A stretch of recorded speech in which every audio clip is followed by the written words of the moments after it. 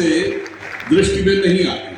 तो मैं सर्वप्रथम राजस्थान की धरती को नमन करता हूं कि नमन करूं मैं जहां रक्त से लिखी हुई कुर्बानी, जिसके कारण चंदन है या मिट्टी राजस्थान। और यह भी एक संयोग देखिए कि भारत की प्रखरता का उद्घोष 1998 में पोखरण विस्फोट के द्वारा इसी धरती से हुआ। यहां यह भी क्लैरिटी हमारे माइंड में रहनी चाहिए। कई बार लोग कहते हैं 74 का भी तो परमाणु विस्फोट हुआ था। 74 और 98 में मूलभूत अंतर था। 74 में पहली बार जब हमने परमाणु विस्फोट किया तो हमारे अनाउंस करने से पहले रूस और अमेरिका दोनों ने अनाउंस कर दिया था कि India has conducted the test. और हमने क्या कहा था, यद्यपि उस समय इंदिरा जी प्रधानमंत्री थी, जिनको बड़ा शक्तिशाली कहा जाता है, तुरंत हमने डिफेंसिव हो कहा था, नहीं हमने तो शांतिपूर्ण कार्यों के लिए किया है, हमने कोई अस्त्र वस्त्र बनाने के लिए नहीं किया है। जबकि 98 में जब मुझे याद है 11 मई 1998 को 3:15 या 16 मिनट के आसपास जब अटल जी ने डिक्लेयर किया था कि India has conducted nuclear test in Pokhran range, तब तक CIA को भी नहीं पता लगा था कि भारत ने टेस्ट कर दिया। और हमने ये नहीं कहा था शांतिपूर्ण कार्यों के लिए किया, हमने कहा था now we are the nuclear state.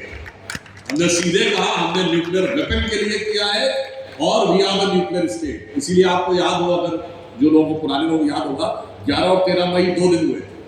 11 मई को 3 और 13 मई को 2। तो हमने क्या किए थे, 1 किलोटन का भी किया था, सब किलोटन का भी किया था, और जिसको आप न्यूक्लियर बम कहते हैं, हाइड्रोजन बम, वो भी किया था। और कोई कहे 5 ही क्यों किए थे, इसलिए किए थे कि उसके लिए जो सिमुलेशन के लिए, जो कंप्यूटर सिमुलेशन के लिए डाटा की जरूरत थी, वो 5 में पूरे हो गए। तब हमने कहा था we are the nuclear state. और इसी राजस्थान में यह भी एक संयोग देखिए कि जब 2019 में बालाकोट की एयर स्ट्राइक हुई, उसके बाद प्रधानमंत्री जी की संयोग की बात है, क्योंकि 2019 का लोकसभा चुनाव आने वाला था, तो जो पहली रैली हुई, पहली पब्लिक रैली, वो यही राजस्थान में हुई थी। 2 रैलियां एक साथ हुई थी, जिसमें आके उन्होंने एक घोषणा भी की थी, और उसमें से एक रैली में चित्तौड़ में संयोग से मैं उस दिन स्वयं उपस्थित था। परंतु आज देश के सामने सीमा पर जो चुनौतियां हैं वो तो गंभीर है ही, समाज के अंदर चुनौतियां भी बहुत गंभीर हैं। दोनों ही विषयों के ऊपर बहुत सतर्कता और संवेदनशीलता से विचार करने की आवश्यकता है। सीमा के ऊपर अभी हम सब ने देखा कि ऑपरेशन सिंदूर हुआ, जिसमें हमारी सेना ने अप्रतिम शौर्य, युद्ध कौशल का परिचय दिया। और सबसे बड़ी बात यह रही कि बहुत लंबे समय के बाद ऐसा हुआ कि हमने 150 किलोमीटर, 300 किलोमीटर, 177 किलोमीटर तक अंदर जाकर पाकिस्तान के एयर बेसिस के ऊपर मिसाइल गिराई। और इसमें फंडामेंटल डिफरेंस था। मोदी जी के आने के बाद क्या परिवर्तन आया? वो परिवर्तन ये आया कि 60-65 सालों से तो हम यही सुनते आ रहे थे, जबकि मोहल्ले की लड़ाई से लेके इंटरनेशनल कॉन्फ्लिक्ट तक, देयर इज एस्टैब्लिश्ड प्रिंसिपल कि हमेशा कमजोर कहता है कि ताकतवर मुझे सता रहा है। जो बड़ा और ताकतवर होता है वो कमजोर और छोटे को सताता है। यहां उल्टा था, हम बड़े और ताकतवर थे, पड़ोस का मुल्क छोटा और कमजोर था, और हम 60-65 सालों तक, with an exception of Atal ji government, हम लगभग 67 सालों में 60 साल तक कहते रहे था छोटा और कमजोर हमें सता रहा है। We have become such a soft state. अब हमारे आने के बाद, मोदी जी के आने के बाद क्या हुआ? पहले उरी के बाद सर्जिकल स्ट्राइक हुई, थल सेना ने जाकर सर्जिकल स्ट्राइक की और आतंकियों का कैंप नष्ट किया। जब पुलवामा हुआ तो उसके बाद एक स्टेप ऊपर गए, बालाकोट में एयरफोर्स ने जाकर स्ट्राइक की और बेस को नष्ट किया आतंकियों। और जब पहलगाम की घटना हुई तो नो कांटेक्ट वॉर हुई, क्योंकि इस बार तो वो चौकन्ने थे कि ये थल सेना से भी कर सकते हैं और वायु सेना से भी कर सकते हैं। तो नो कांटेक्ट वॉर हुआ, हमने मिसाइल गिराई और बहावलपुर और मुरीदके में आतंकियों का जो सेंटर था वही नष्ट कर दिया। आप सबको याद हो, जैसे तो मैंने ये एक बार टीवी पे बोला हुआ है, अंतर ये आया, अभी आपने देखा एक आतंकी का बयान था, उसने कहा ना कि हमारे मसूद अजहर के परिवार के लोगों के रेशे रेशे उड़ गए, और उस आतंकी का भी बयान आया कि मेरे परिवार के 14 लोग मारे गए, अच्छा होता कि मैं भी खत्म हो जाता उसी में। ऐसी बेबसी इससे पहले कभी दिखाई पड़ी थी उन लोगों के विचार में? जब हम लोगों ने बहावलपुर में जो जैश ए मोहम्मद का हेडक्वार्टर था, मरकज सुभान अल्लाह, उसके ऊपर जो बम्बार्डिंग हुई, इसमें रक्षा मंत्री जी ने भी संसद के अंदर ही बोला है कि बहुत कंजर्वेटिव बोले तो भी मिनिमम 100 से अधिक लोग मारे गए। एक दौर था जब भारत के कौन से इलाके में बम नहीं फोड़े जाते थे, तो सिर्फ कश्मीर और श्रीनगर की बात नहीं, क्या दिल्ली, क्या मुंबई, जयपुर, सूरत, नागपुर, लखनऊ, वाराणसी, फैजाबाद, गुवाहाटी, हैदराबाद, चेन्नई, कहीं पर भी धमाके हो जाते थे। उधर धमाके होते थे, उधर बाकी सुभान अल्लाह में बैठ के आतंकी सुभान अल्लाह कर। आज स्थिति ये हो गई है, हमारी सेना ने जो शौर्य दिखाया है कि वहां बैठकर वो या अल्लाह कर।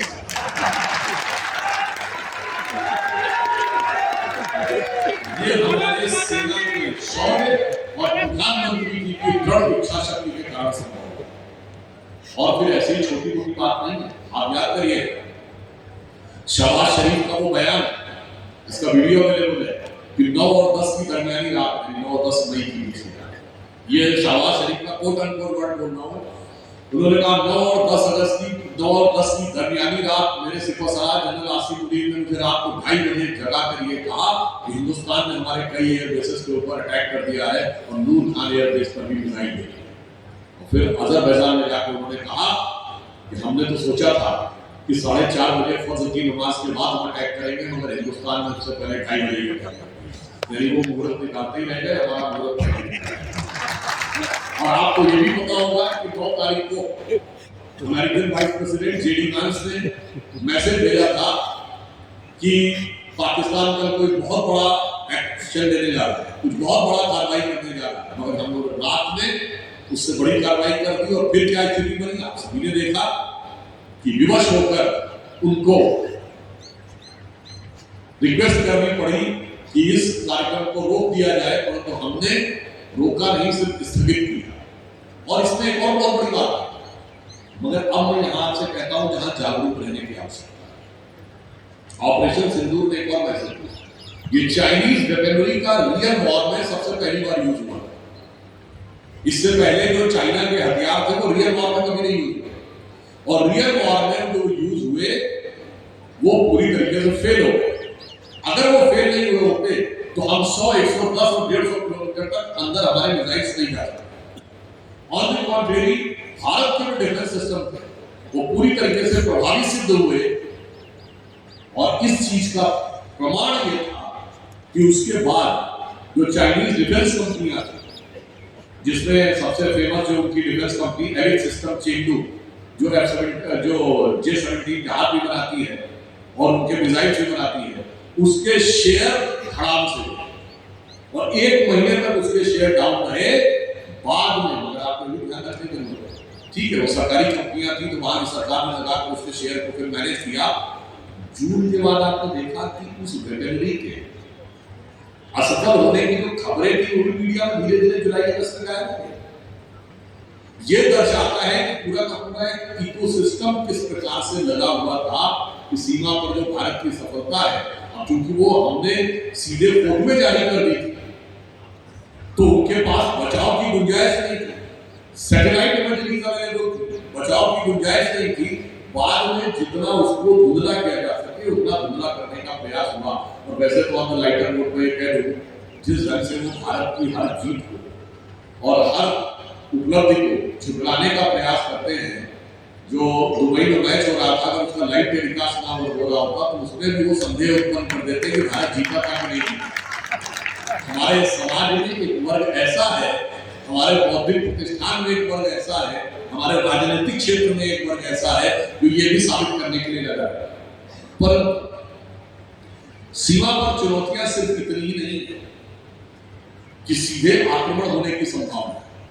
सीमा पर चुनौती उससे बड़ी ये भी है कि भारतीय सुरक्षा की जब हम बात करते हैं तो सुरक्षा बहुआयामी है। वो सिर्फ ऐसा नहीं कि बाहर से फौज आएगी वही सुरक्षा का विषय है। हमारी ऊर्जा की सुरक्षा, हमारे खाद्यान्न की सुरक्षा, ये दो सुरक्षाएं भी युद्ध के समय बहुत महत्वपूर्ण होती हैं। भारत आज खाद्यान्न की दृष्टि से बाय एंड लार्ज आत्मनिर्भर है। 2-4 खाद्यान्नों को छोड़कर हमें अधिकांश खाद्यान्न बाहर से आयात नहीं करने पड़ते हैं और आज हम इतने सक्षम हैं कि 80 करोड़ लोगों को खाद्यान्न मुफ्त में उपलब्ध भी कराया जाए। मगर उससे बड़ी बात है ऊर्जा की सुरक्षा। ऊर्जा की सुरक्षा कैसे आती है, इसके लिए जो दूरदृष्टि होती है उसको समझने की आवश्यकता है। देखिए, जब 2014 में हमारी सरकार बनी, अगर हम ये टारगेट रखते हैं कि 2047 से भारत को विकसित राष्ट्र होना चाहिए, तो एनर्जी में भी तो हमको सेल्फ सफिशिएंट होना पड़ेगा। उस समय भारत की अधिकांश ऊर्जा यानी बिजली जिसको आप कहते हैं, ये बनती थी कोयले से, कोल से। अगर हम उस कोल के प्रोसीजर के थ्रू ही इतनी बिजली पैदा करने का प्रयास करेंगे कि जो पूरे देश की ऊर्जा की आवश्यकता को पूर्ण कर दे, तो पहली बात तो ये बहुत समस्याजनक प्रक्रिया है, दूसरा उसका पर्यावरण पर बहुत गंभीर प्रभाव है। इसीलिए आने के साथ प्रधानमंत्री जी ने सोलर एनर्जी के ऊपर पैसे देना शुरू किया। उससे पहले क्या किया, एलईडी बल्ब का डिस्ट्रीब्यूशन शुरू किया। एलईडी बल्ब में क्या होता है कि ऊर्जा की खपत, जो नॉर्मल बल्ब थे ना पुराने वाले, जो लट्टू वाले जलते थे येलो कलर वाले, उसके मुकाबले ऊर्जा की खपत बहुत कम है और रोशनी कहीं जाता है। तो पहले तो यह किया गया कि लंबा लाइफ हो जिसकी, ऊर्जा की खपत कम हो, रोशनी बेहतर हो, वो बल्ब डिस्ट्रीब्यूट किए गए। क्योंकि वो महंगे पड़ते थे तो सरकार ने डिस्ट्रीब्यूट करने की व्यवस्था की और हम लोगों ने 37 करोड़ एलईडी बल्ब डिस्ट्रीब्यूट किए, जो अमेरिका की कुल आबादी से। अगला चरण, ऊर्जा के उत्पादन को कैसे नियंत्रित करेंगे, तो सौर ऊर्जा के ऊपर इंफेसिस किया। सौर ऊर्जा में हमने बड़ी लंबी छलांग लगाई। हो सकता पिछली सरकारों ने भी सोचा हो, मगर इतनी लंबी छलांग की ना सोचा हो। पर एक काम हमने सौर ऊर्जा में ऐसा किया जो कोई पिछली सरकारों ने कल्पना भी नहीं की होगी। वो क्या था कि एक इंटरनेशनल सोलर अलायंस बना और उसका केंद्र हेडक्वार्टर भारत के गुरुग्राम में। ये कोई कल्पना नहीं कर सकता था कि सौर ऊर्जा में भारत विश्व का नेतृत्व करे। अगला चरण, ये सोचा गया कि क्लीन एनर्जी के द्वारा हम अपनी अधिकतम आवश्यकताओं की पूर्ति करें। तो ये लक्ष्य रखा गया कि भारत की 40% इंस्टॉल्ड कैपेसिटी ऑफ एनर्जी 2030 तक, यानी जो हमारी ऊर्जा बनाने की क्षमता है उसमें 40% ऊर्जा क्लीन एनर्जी हो। नॉर्मली सरकारें जितना लक्ष्य रखती हो कभी पूरा नहीं होता है, मगर आपको आश्चर्य होगा कि 40% क्लीन एनर्जी बनाने का टारगेट 2022 में पूरा हो गया। उसके बाद 2030 के लिए रिवाइज टारगेट रखा गया कि 50%, और वो 50% का रिवाइज टारगेट 2025 में पूरा हो गया। आज भारत की 50% installed capacity of power generation clean energy है और अभी हम लोगों ने पिछले महीने 250 गीगावाट क्लीन एनर्जी बनाने की क्षमता हासिल की। अब आइए साहब, आप कहेंगे इसका सुरक्षा से क्या संबंध है? पहला संबंध यह है कि जब आप ऊर्जा के लिए किसी दूसरे पे निर्भर नहीं रहते हैं तो आपकी सुरक्षा अधिक सुदृढ़ होती है। अब इसके बाद आप ध्यान करिए कि प्रधानमंत्री सूर्य घर योजना है कि 1 करोड़ घरों के ऊपर सोलर रूफटॉप लगे। सोलर रूफटॉप लगेंगे तो एक बहुत ही अद्भुत योजना है कि जब ये देश में विस्तार पा जाएगी तो आपके घर में ही आपका बिजली घर, और जो बिजली पैदा होगी वो फ्री होगी, न खजाने पे कोई जोर, न इन्वायरमेंट पे कोई जोर, न पर्यावरण को क्षति, न खजाने के ऊपर कोई दबाव। इसे कहते हैं दिमाग का इस्तेमाल करके फ्री बिजली देना, जो बाकी लोग करते हैं दिमाग कोने में रख के फ्री बिजली देने का। अच्छा, फिर इतना ही नहीं, ये भी व्यवस्था की गई उसी के साथ इलेक्ट्रिक व्हीकल्स और इलेक्ट्रिक कार्स के ऊपर एक पैसे दिया। तो वही बिजली जो आप अपने यहाँ पैदा करेंगे घर में, उसी से आप अपना इलेक्ट्रिक स्कूटर, मोटरसाइकिल या कार भी चार्ज कर सकते हैं। तो पेट्रोल के खर्चे पर भी काफी बचत। अब आइए साहब, जो हमारी ट्रेनें थी जो डीजल से चलती थी, अब लगभग 100% इलेक्ट्रिफिकेशन हो गया सारे रेल रूट। तो अब इसके दो फायदे हैं। पहले तो रेल जो चल रही है जिस ऊर्जा से, वो हमारी अपनी ऊर्जा है, वो पेट्रोल या डीजल नहीं है जिसके लिए हम इंपोर्ट कर सकते हैं। और दूसरा उसका लाभ ये है कि युद्ध के समय जो फाइटर प्लेन्स का यूज होता है, जो पैटर्न टैंक्स का यूज होता है, जो आर्टिलरी का यूज होता है, वो तो बैटरी ऑपरेटेड नहीं हो सकता ना, वो तो डीजल और पेट्रोल से ही ऑपरेट होगा। तो आपने उतना डीजल और पेट्रोल उनके लिए बचा दिया, यानी आपको आयात में कम आयात होगा तो भी आपकी सुरक्षा भी सुदृढ़ होगी, इधर देश के अंदर की गतिविधियां भी सहज और सामान्य रूप से चलेंगी। मात्र इतना ही नहीं, इसी के साथ एक सामाजिक संदेश है। क्या आपको ये पता है कि दुनिया में सबसे लंबी टोटल सोलर एनर्जी की स्ट्रिप वाला शहर कौन सा है? वो है अयोध्या, जहां 10 किलोमीटर लंबी सड़क के ऊपर टोटल सोलर पैनल्स के द्वारा ऊर्जा मिलती है। आपको पता होगा कि भारत में गांव ऐसा है जहां सब कुछ सोलर एनर्जी से, यानी घर के अंदर की ऊर्जा से लेके स्ट्रीट लाइट से लेके पब्लिक प्लेसेस के ऊपर सारी की सारी लाइट सोलर एनर्जी से है। वो है गुजरात का मोढेरा गांव। मगर उसी के साथ वो एक ऐसा अद्भुत गांव है जहां सब कुछ सौर ऊर्जा से है, पर उसी के साथ सूर्य देवता का मंदिर भी है। और अगर अयोध्या में सबसे लंबी स्ट्रिप है तो उसी के साथ साथ भगवान श्री राम जी का सूर्य तिलक भी रामनवमी के दिन होने की व्यवस्था है। अर्थात हमारी वैज्ञानिक प्रगति और हमारी सांस्कृतिक प्रेरणा दोनों एक साथ होती हुई दिखाई पड़ती हैं। वैसे मैं एक और बात आपको बता दूं, आप में से हो सकता कुछ लोगों को पता हो, कुछ को न पता हो। बहुत प्रचारित किया जाता है ना कि आजादी के बाद सारा डेवलपमेंट चाचा जी ने करवाया था और उन्हीं के द्वारा सारे डेवलपमेंट की शुरुआत हुई। तो शायद आपको पता हो कि दुनिया में यूरोप के बाहर पहला शहर जिसमें स्ट्रीट लाइट लगी वो कौन था? वो था बेंगलुरु। 1902 में महाराजा मैसूर ने वो व्यवस्था कराई थी। दुनिया में यूरोप के बाहर पहला पावर जनरेशन का प्रोजेक्ट शुरू हुआ था तो शिव समुद्रम पावर प्रोजेक्ट 1892 में मैसूर में शुरू हुआ था। महाराजा मैसूर ने शुरू करवाया था, चाचा जी ने नहीं शुरू करवाया।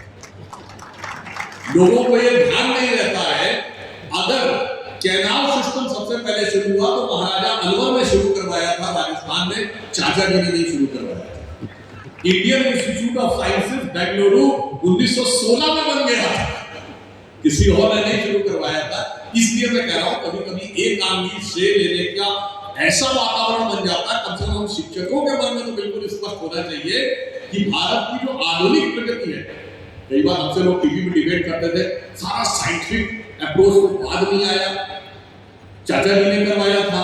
तो मैंने कहा क्यों भाई, सीवी रमन जी को तो नोबेल प्राइज 1930 में मिल गया था और विश्वेश्वरैया जो थे वो इतने बड़े इंजीनियर जो थे वो 1925-30 में बन गए थे। और क्या कहते हैं, जो हमारे मैथमेटिशियन थे श्रीनिवास रामानुजन, उनकी ख्याति तो उससे पहले हो गई थी। साइंस, मैथ्स, इंजीनियरिंग सब कुछ तो पहले हो चुका था, तो आप कैसे करें, सब बाद में हुआ 47 के बाद। वो एक पक्ष है। मगर अब मैं आपको बताना चाहता हूं कि ऊर्जा में पहले आप जब आत्मनिर्भर होते हैं तो आपकी राष्ट्रीय सुरक्षा दृढ़ होती है। इसके साथ एक और चीज, राष्ट्रीय सुरक्षा को दृढ़ करने के लिए मोदी जी ने आने के बाद क्या किया है? अगर अटल जी की सरकार में पोखरण विस्फोट हुआ था तो मोदी जी की सरकार में एयर, लैंड और न्यूक्लियर सबमरीन तीनों को न्यूक्लियर कैपेबल किया है। यानी आज भारत जल, थल, नभ तीनों में आणविक शक्ति से युक्त है। और आपको चाहे पता हो, ऑपरेशन सिंदूर के समय क्योंकि सरकार ने ये निर्णय नहीं लिया कि ये करना था आगे, अगर नेवी प्रयोग की जाती तो नेवी हम नेवी में बहुत आगे थे, मगर उसके कुछ बहुत से हमारे जो ऑब्जेक्टिव थे वो ऑब्जेक्टिव पूरे हो गए थे, इसलिए वो चीज धीरे धीरे आगे बढ़ने की जरूरत थी। मगर भारत के अंदर वो क्षमता जो है, जिसे हमने कहा ना कि अगर न्यूक्लियर सबमरीन भी हमारे पास है, विमान वाहक युद्ध पोत हमने अपना बनाया। आप एक और बात समझिए, 2014 से पहले हमारे इंजीनियर्स में, साइंटिस्टों में क्षमता नहीं थी, ऐसा नहीं। सैटेलाइट तो तब भी बना रहे थे और मिसाइल तब भी बना रहे थे, पर क्या आपको कभी नहीं लगा कि जो देश सैटेलाइट बना सकता है वो फाइटर प्लेन क्यों नहीं बना सकता? फाइटर प्लेन हम नहीं बना रहे थे, ये तो बात तक संगत नहीं लगती। अब बताइए, जो देश मिसाइल बना सकता है वो एसॉल्ट राइफल नहीं बना सकता? ऐसा तो नहीं हो सकता। इसका मतलब बनाना नहीं चाहते थे, ताकि इन सारी चीजों की खरीद फरोख्त चलती रहे और ये सारे वेपन्स बाहर से खरीदे जाते रहे और खरीद के साथ जो फरोख्त होती है वो भी चलता रहे। मगर प्रधानमंत्री जी ने आने के बाद वो स्थिति की है कि एक इतना बड़ा बदलाव आया है कि आज तेजस टोटली इंडिजिनस एयरक्राफ्ट है, INS विक्रांत विमान वाहक युद्धपोत है जो टोटली इंडिजिनस है, ब्रह्मोस मिसाइल हमने बनाई है और सिर्फ बना ही नहीं रहे हैं, हमने उसको एक्सपोर्ट करना भी शुरू कर दिया है। फिलीपींस और कई अन्य देश हैं जिन्होंने intermediate range ballistic missile Bharat से लेना शुरू किया। आपने भी देखा होगा, रक्षा मंत्री जी मोरक्को गए थे पिछले हफ्ते। मोरक्को में पहली बार भारत की किसी डिफेंस इंडस्ट्री ने विदेश में जाकर अपनी इंडस्ट्री लगाई है। टाटा डिफेंस ने मोरक्को में जाकर अपनी इंडस्ट्री लगाई। ये एक बदलाव आया और मैं ऑन द लाइटर नोट कहूं, बिहार में चुनाव घोषित हो गए, हम तो उत्तर प्रदेश के रहने वाले हैं। एक दौर था उत्तर प्रदेश में, वैसे ब्रह्मोस की जो एक यूनिट है वो यूपी में भी बनी है, यूपी के डिफेंस पर। एक दौर था जब यूपी बिहार की ख्याति क्या थी, जब हम लोग सरकारें नहीं थी उससे पहले, कि वहां कट्टे बनने की खबरें आती थी और अब intermediate range ballistic missile BrahMos बनके इनको एक्सपोर्ट होने की खबरें आती हैं। इतना बड़ा बदला हुआ नजारा किसी को न देख रहा, समझ में आ रहा हो तो उसे अपनी नजरों का इलाज कराना शुरू कर दीजिए।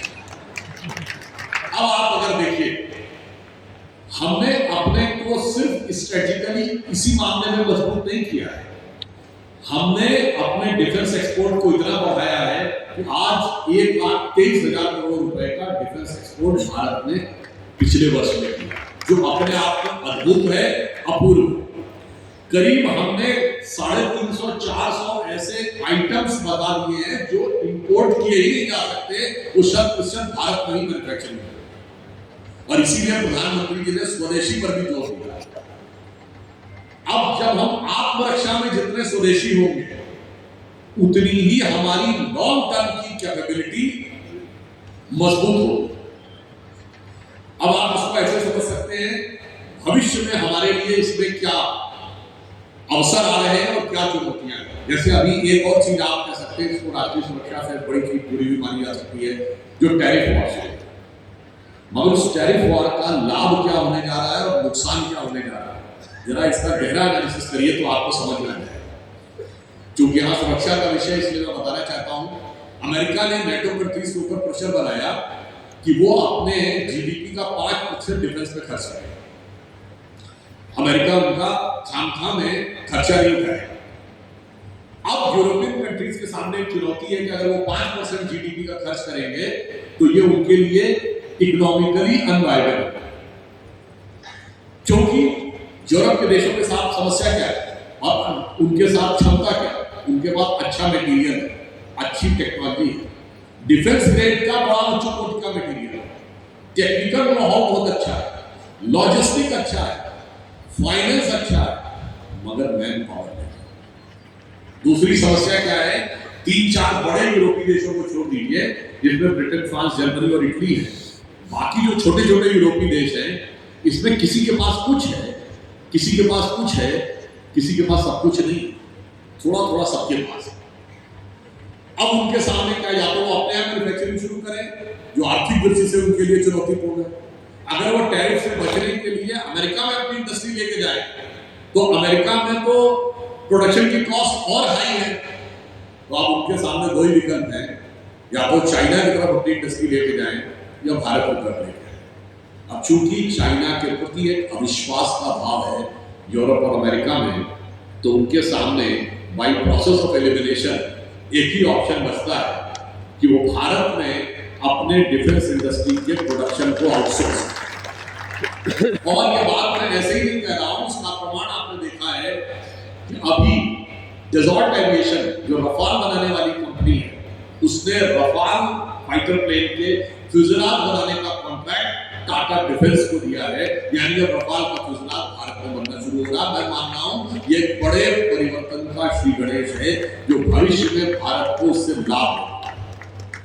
और एक और बात आप समझिए, कई बार बहुत सी चुनौतियां आती हैं, हमें लगता है कि पता नहीं हमारे साथ क्या होगा। अभी लक्ष्मण जी भी चर्चा कर रहे थे, उस समय जब भूमंडलीकरण उदारीकरण का दौर था तो लगता था विदेशी कंपनियां आकर हम पे कब्जा कर लेंगी, परंतु आज आप देखें तो हम उस उदारीकरण भूमंडलीकरण में से, ग्लोबलाइजेशन में से शक्तिशाली बन गए।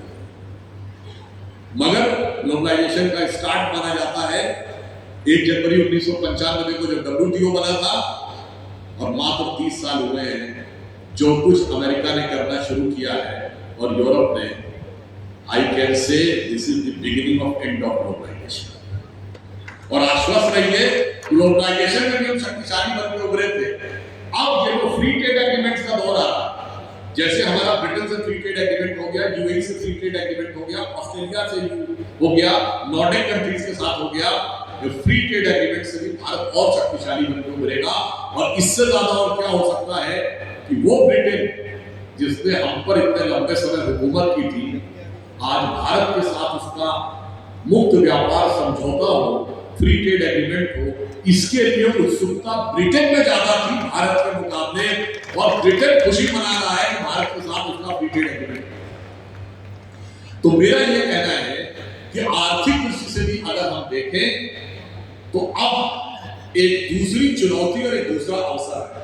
जो H1B वीजा का हमारे ऊपर प्रतिबंध लगा या जो दबाव बन रहा है, इसमें एक फैक्ट आपको पता होना चाहिए। एक जैपनीज ओरिजिन के अमेरिकन थ्योरेटिकल फिजिक्स के साइंटिस्ट है मिशियो काकू, जो न्यूयॉर्क यूनिवर्सिटी में थ्योरेटिकल फिजिक्स के प्रोफेसर है। उनका एक वीडियो अवेलेबल है जिसमें वो कहते हैं कि America has become the sucking magnet of global talent. और इस समय जो इमर्जिंग टेक्नोलॉजी, जो futuristic technology like nano technology, cellular microbiology, genome sequencing, quantum computer, composite material, space technology, इनमें जो लोग पीएचडी करके रिसर्च कर रहे हैं उसमें 80 से 90% विदेशी यानी नॉन अमेरिकन है और सर्वाधिक संख्या भारतीय। और ये मैं नहीं कह रहा हूं, ये जापानीज ओरिजिन का अमेरिकन साइंटिस्ट कह रहा है कि if this H1B visa thing persists, then there can be a chance of making a new Silicon Valley in China or in India। तो ये हमारे लिए एक अवसर है। और ये मैं ये भी कह सकता हूं हमारी युवा शक्ति के लिए ये अपने आप में एक बहुत बड़ा संदेश भी है। आप सोचिए, जहां हम 95 में सोचते थे कि अमेरिकन कंपनीज आकर हमारे व्यापार पे कब्जा कर लेंगी, आज हकीकत ये हो गई कि अमेरिका को लग रहा हमारी प्रतिभा क्या उनकी नौकरियों पर कब्जा किए ले रही है। ये दर्शाता है कि भारतीयों के मन में, भारतीयों के अंदर क्षमता कितनी है। मगर अब यहां से मैं समाज के विषय के ऊपर, हमारे दिमागों में क्या भरा जा रहा है? दिमाग में ये भरा जा रहा है कि युवा वर्ग को क्षमता की डेवलप कर रहे हैं, युवा वर्ग को नौकरी के पीछे भाग। सबको बता दिया गया भाई तू सिर्फ नौकरी के पीछे भाग, और नौकरी भी सरकारी हो जाए तो nothing can be like that. मैं ये बात किसी को कंट्रोवर्शियल लग सकती है, पर आप इसको गंभीरता से सोचिए। यूपीएससी में कितने बच्चे बैठते हैं? 14 से 15 लाख। सेलेक्ट कितने होते हैं? Less than 1000, 800-900। और आईएएस और आईपीएस जिसको टारगेट रख के जाते हैं वो 150-200। तो 15 लाख में 150-200 कितना होगा? 0.0001%, जिसमें सक्सेस की संभावना 0.0001% है। उसके लिए वो घर की जमीन जायदाद बेच के भी लगा है। अगर वही एंटरप्रेन्योरशिप की तरफ बढ़े तो उसमें सक्सेस का चांस 25%, 25 to 50%। उस पे दावा नहीं लगा। वो क्या करता है, नौकरी के लिए दान करता है, क्योंकि एक माइंडसेट बना दिया गया कि आपको नौकरी के बियॉन्ड कुछ नहीं सोचना। अब आप आइए, 15-16 साल की उम्र से नौकरी का ख्वाब संजोना शुरू करता है। 19, 20, 21 के बाद कंपटीशन देता है। जो लोग बहुत अर्ली सेलेक्ट हो गए वो 23, 24 में पा जाए, वरना 26, 27, 28 हो जाता है नौकरी पाते पाते। और कुछ लोग और देर से पाते हैं, जो लोग रिजर्व कैटेगरी के उनको 32, 33 भी हो जाता है नौकरी पाते। आप सोचिए 16 से 32 साल की आयु, जो कि आपके जीवन में कुछ भी सीखने की सबसे बेहतरीन आयु थी, जहां क्या क्या टैलेंट नहीं सीख सकते थे, क्या क्या बड़े से बड़ा कमाल नहीं कर सकते थे, क्या क्या नई चीज अडॉप्ट नहीं कर सकते थे, वो सारी चीज केवल एक चीज के पीछे लगा दी कि नौकरी, और वो नौकरी और 30-32 में प्राप्त हो गया 60 रिटायरमेंट। जबकि अगर आपने इसमें स्किल प्राप्त की होती, हमारे समाज के बच्चे प्राप्त करेंगे, तो कोई रिटायरमेंट लेने नहीं है, 75 तक तो आराम से काम करते रह सकते हैं, और इसके बाद जब तक आपके हाथ पांव चले तब तक वो आपका काम करते रह सकते हैं, और बाद में उन सब लोगों के आप लीडर और सुपरवाइजर बनके भी काम कर सकते हैं। ये हमारे दिमाग में एक मेंटल ब्लॉकेट है, इससे भी हमें बाहर निकलने की जरूरत है। आप एक और बात समझिए, हम लोग पुराना हमें याद आता है, यूपी बिहार में तो नौकरी के लिए बहुत ही ज्यादा है वो होती थी। तो हम लोग जब यंग एज में थे, 90 के दशक में, तो मनोज तिवारी जी जो भोजपुरी के गायक हैं, उनका एक गाना बड़ा फेमस हुआ था, असियत करके बीए बिटवा हमारा कंपटीशन देता। असियत करके मतलब 1980 से बीए करके 90s का डिकेड आ गया, हम लोग कंपटीशन ही दे रहा है। तो फिर वो आगे की लाइन कहते हैं, बीए में करके हमारा बिटवा हमारा कंपटीशन देता। बीए हो गया, नहीं सिलेक्ट हुआ, कहता आप एमए में लेके एडमिशन, बिटवा हमारा कंपटीशन देता। अब एमए भी हो गया, अब उसने पीएचडी में एडमिशन ले लिया, अब वो कहता पीएचडी में करके रजिस्ट्रेशन, बिटवा हमारा कंपटीशन देता। अब उसके बाद उम्र निकल गई तो कोर्ट से जा गया, अब कहता कचहरी से लेके परमिशन, बिटवा हमारा कंपटीशन देता। आखिर में कहता हमको तो बड़ा सस्पिशन की बिटवा हमारा कंपटीशन देता। ये मैं इसलिए कह रहा हूं कि हमारा जो सारा का सारा फोर्स लगा हुआ, आज के आप सब लोगों को, युवाओं को यह बात भी समझानी चाहिए, नौकरी के मायने बदल रहे हैं, दुनिया बदल रही है। इस बदलती दुनिया के साथ समझने का प्रयास करिए। और कुछ लोग जो राजनीतिक स्वार्थ में समाज को एक पर्टिकुलर चीज में नौकरी की तरफ ही ले जाना चाहते हैं, उनका उद्देश्य समाज का कल्याण करना नहीं है, समाज के अंदर समस्या उत्पन्न। उदाहरण के लिए अग्निवीर का विषय है, भारत की कुल सेना कितनी है? 14 लाख। एक साल में कितने रिक्रूटमेंट करते होंगे? 14,000, 15,000, 20,000, 25,000। बहुत आसान था। अगर प्रधानमंत्री जी चाहते, कहते 20,000, 15,000 वैकेंसी निकालेंगे, नहीं निकालेंगे 50,000। मगर उसके पीछे एक सकारात्मक भाव था कि 4 साल की ट्रेनिंग लेके व्यक्ति जाएगा और उसके बाद वो किसी भी क्षेत्र में काम करेगा, और 21 साल की उम्र में उसके पास 12th की सर्टिफिकेट भी होगा, एक ट्रेनिंग भी होगी, और 17 से 21 की उम्र में 99% बच्चों को सैलरी खर्च करने की जरूरत नहीं पड़ती। अंडरस्टैंड किसी के परिवार की स्थिति बहुत खराब ना हो तो 90% बच्चे ऐसे होंगे जिनकी लगभग पूरी सैलरी बचेगी, तो 20-25 लाख रुपए का उसके पास पैसा भी होगा। मगर उस 14,000 की नौकरी के लिए 140 करोड़ के देश में आ रहा है। उनके दिमाग में भर दो, तुम्हारे पास इसके अलावा कोई विकल्प नहीं है, सब कुछ तुम्हारी सारी जिंदगी यही है। वो एक कहावत होती थी एक जमाने में ब्रिटिश टाइम में कि वो मेरे बचुआ खाए जा रोटी बासी, बड़े होके बनेगा साहब का चपरासी। उस मानसिकता से हम बाहर ही नहीं निकल पा रहे हैं, जबकि हमारे अंदर क्या क्षमता है उसका मैं एक उदाहरण देना चाहता हूँ। इसीलिए प्रधानमंत्री जी ने आकर मुद्रा योजना, startup India, skill India, product linked equity scheme, बहुत सारी चीजें शुरू की। और जो नौकरी में बदलाव आ रहा है वो मैं बताना चाहता हूँ। कोविड से पहले क्या कभी कोई वर्क फ्रॉम होम सोचता था? कोई सोचता था कि नौकरी घर बैठे हो सकती? हम लोग जब बच्चे थे तो डांट कर कहा जाता था, अब घर बैठे नौकरी करने सोच रहे हो क्या? जाके ढूंढो, मेहनत करो, उसके बाद जाके कहीं नौकरी मिलेगी।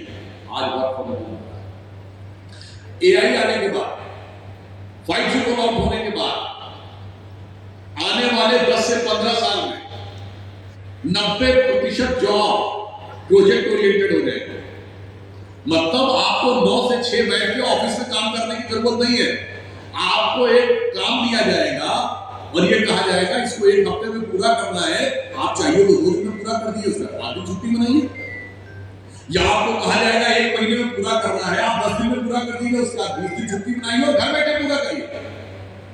और हो सकता है वो पैसा उससे ज्यादा आपको मिल जाए जो आप नौकरी में सोच रहे हैं। इस बदलती परिस्थिति में भारत की क्षमता को, युवाओं की क्षमता को समझाने की जरूरत है कि तुम्हारे पास क्या विकल्प है। मैं छोटे स्तर पर बताता हूं, जैसे हम लोग मीडिया से भी जुड़े हुए हैं। एक कस्बा या अर्ध शहरी ग्रामीण क्षेत्र का कोई युवा वो मीडिया में काम करना चाहता हो तो उसका क्या इच्छा होगी?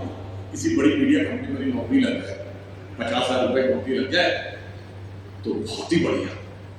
अगर 1 लाख रुपए महीने की नौकरी लग जाए तो मतलब ख्वाब जो है वो जैसे लगता सब साकार हो गया।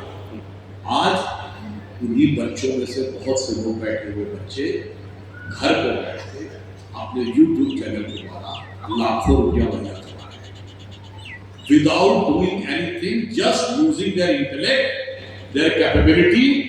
और ये कल्पना से परे था कि आप शहर के किसी कोने में बैठकर जो आप सोच रहे हैं कि मुझे इतनी बड़ी नौकरी मिलेगी, उससे ज्यादा आप कमाने में सफल हो रहे हो। ये दर्शाता है कि दुनिया कैसी बदल रही है और बदलाव का ये आलम क्या होने वाला है। अब स्टारलिंक का वीडियो कनेक्शन, टेलीकॉम कनेक्शन आने वाला है। तो अभी तो होता था ना कि मोबाइल का नेटवर्क बाहर हो गया, तो नेटवर्क नहीं बाहर होगा। और अब इसके आगे जानते क्या होने वाला है? ये जो आपको प्रोजेक्ट मिलेंगे नौकरी के, ये दुनिया के किसी भी कोने में बैठ के कोई भी कंपनी दे सकती है। आप यहाँ बैठे यूरोप की कंपनी ने आपसे कहा कि ये काम कर दीजिए, आपने कर दिया और आपने अच्छा खासा पैसा कमा लिया। उसके बाद जो आपको करना हो करें। और सोच नौकरी के बियॉन्ड कहां तक जाती है, यह आज के हमें युवा को समझाना होगा। आप सब ने शायद सुना हो या ना सुना हो, एक लड़का है जिसका नाम है एलन ट्यूलॉक। ये वो है जिसको व्हाट्सएप और फेसबुक बनाने वाली कंपनी जो मेटा है ना, मार्क जुकरबर्ग की, इसने एक नौकरी ऑफर की। नौकरी जानते हैं कितने? कि 3 साल में $1.5 बिलियन देंगे। मतलब भारतीय रुपए में 1 साल में 2100 करोड़ रुपए। 1 साल में 2100 करोड़ रुपए। 1.5 साल में हम देंगे करीब 12,000 करोड़ रुपए का 3 साल में। मतलब 150 करोड़ रुपए से ज्यादा, 180 करोड़ रुपए महीना, 2196 करोड़ रुपए की सैलरी। जो कोई आदमी व्यापार करके ना कमा पाए और जो भ्रष्टाचारी हो भ्रष्टाचार करके ना कमा पाए, उतनी सैलरी ऑफर की जा रही है। और इसके बाद एलन ट्यूलॉक का क्या जवाब था? नहीं, मुझे नौकरी नहीं करनी, मैं तो अपना एंटरप्रेन्योरशिप शुरू कर लूंगा और इससे बड़ा अपना सामना। ये होता है उस युवा टाइम में आपके पास जो कैपेबिलिटीज होती है। मार्क जुकरबर्ग ने उसी टाइम में बनाया। मैं इसलिए कह रहा हूं वर्ल्ड ओपन हो रहा है। आज हमारे वर्क फोर्स के लिए यूरोप में डेमोग्राफिक प्रॉब्लम शुरू हो रही है, युवा पीढ़ी बहुत कम है। अमेरिका में भी पिछले साल 2024 में सोशल सिक्योरिटी पे जो प्रभावित पॉपुलेशन वो 50% हो गई, यानी वहां भी बुजुर्ग बढ़ रहे हैं। चाइना का एक डाटा समझिए, चाइना का एक डाटा बड़ा गंभीर है, इसको आपको समझना चाहिए। चाइना ने 1978 में सिंगल चाइल्ड पॉलिसी अडॉप्ट कर ली और वो कहता है सक्सेसफुली अडॉप्ट कर ली।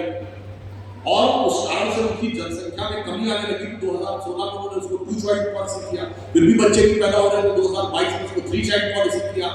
अब चाइना में होता ये है कि नवविवाहित दंपति को 6 महीने बाद ही लोग फोन करना शुरू करते हैं और ये कहते हैं कि साहब आप बच्चे पैदा करेंगे तो हम आपको हाउस में छूट देंगे, आपको नौकरी में छूट मिलेगी, टैक्स में छूट मिलेगी, उसके बाद बच्चे नहीं पैदा हो रहे। अब जरा आप गौर से सोचिए कि अगर 1978 में उन्होंने 1 चाइल्ड पॉलिसी बहुत स्ट्रांगली अडॉप्ट कर ली थी, मैं कोई निष्कर्ष नहीं ले रहा हूँ, जस्ट एक विचार सामने रखा।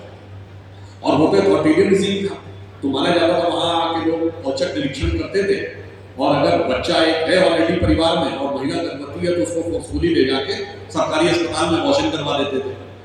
अगर इतनी प्रभावी ढंग से आपने उसको नियंत्रित किया तो पिछले 40-45 साल में चीन की आबादी उसी रफ्तार से कैसे बढ़ती रही जिस रफ्तार से भारत की आबादी? ये बात तर्कसंगत लगती है क्या? हमारे यहाँ बड़ा बच्चे पैदा हो रहे थे तो भी 11% की रफ्तार से बढ़ रही थी, वहां एक ही बच्चा पैदा हो रहा फिर भी 11% की रफ्तार से बढ़ रही थी। ये बात कुछ हजम नहीं होती है। अब इसके दो निष्कर्ष, या तो वन चाइल्ड पॉलिसी को इंप्लीमेंट करने का दावा गलत है या फिर जनसंख्या का यह आंकड़ा गलत है।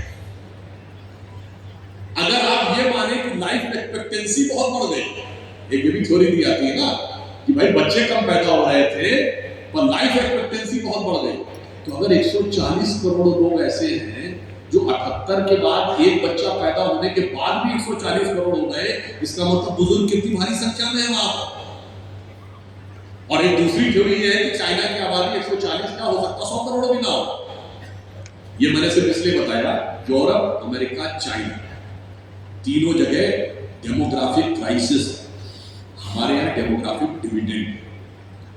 अगर हमारा युवा नई स्किल सीखता है, उसके सामने रोजगार का अवसर भारत में नहीं पूरी दुनिया में बिखरे हुए दिखाई पड़ रहे हैं। बस आपको अपने अंदर वो क्षमता डेवलप करनी है और फिर जो आप सोचते हैं कि मेरे लिए बस ये अधिकतम था, एक नौकरी और एक सरकारी नौकरी, उसके बियॉन्ड दुनिया बहुत बड़ी है।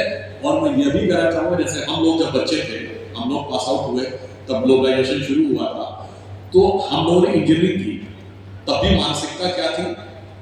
ये थी भाई नौकरी यहाँ पर सरकारी नौकरी, प्राइवेट नौकरी को बहुत बढ़िया नहीं माना जाता था।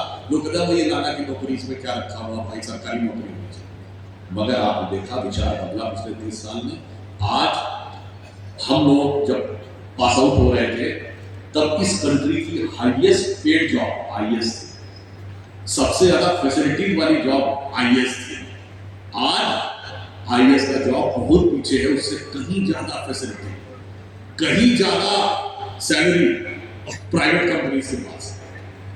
तो वो एक विचार बदल गया कि साहब ये तो सरकारी नौकरी से हम प्राइवेट में आए, अब नौकरी से हटकर एंटरप्रेन्योरशिप की तरफ जाएंगे तो समाज का विकास होगा। मगर कुछ प्रतिगामी शक्तियां समाज के अंदर समस्या पैदा करने के लिए उस चीज के ऊपर फोकस करने का प्रयास करती है जहां अपॉर्चुनिटी 0.001% हो या 1% हो, ताकि उसको लेकर टकराव की स्थिति अधिक उत्पन्न की जा सके।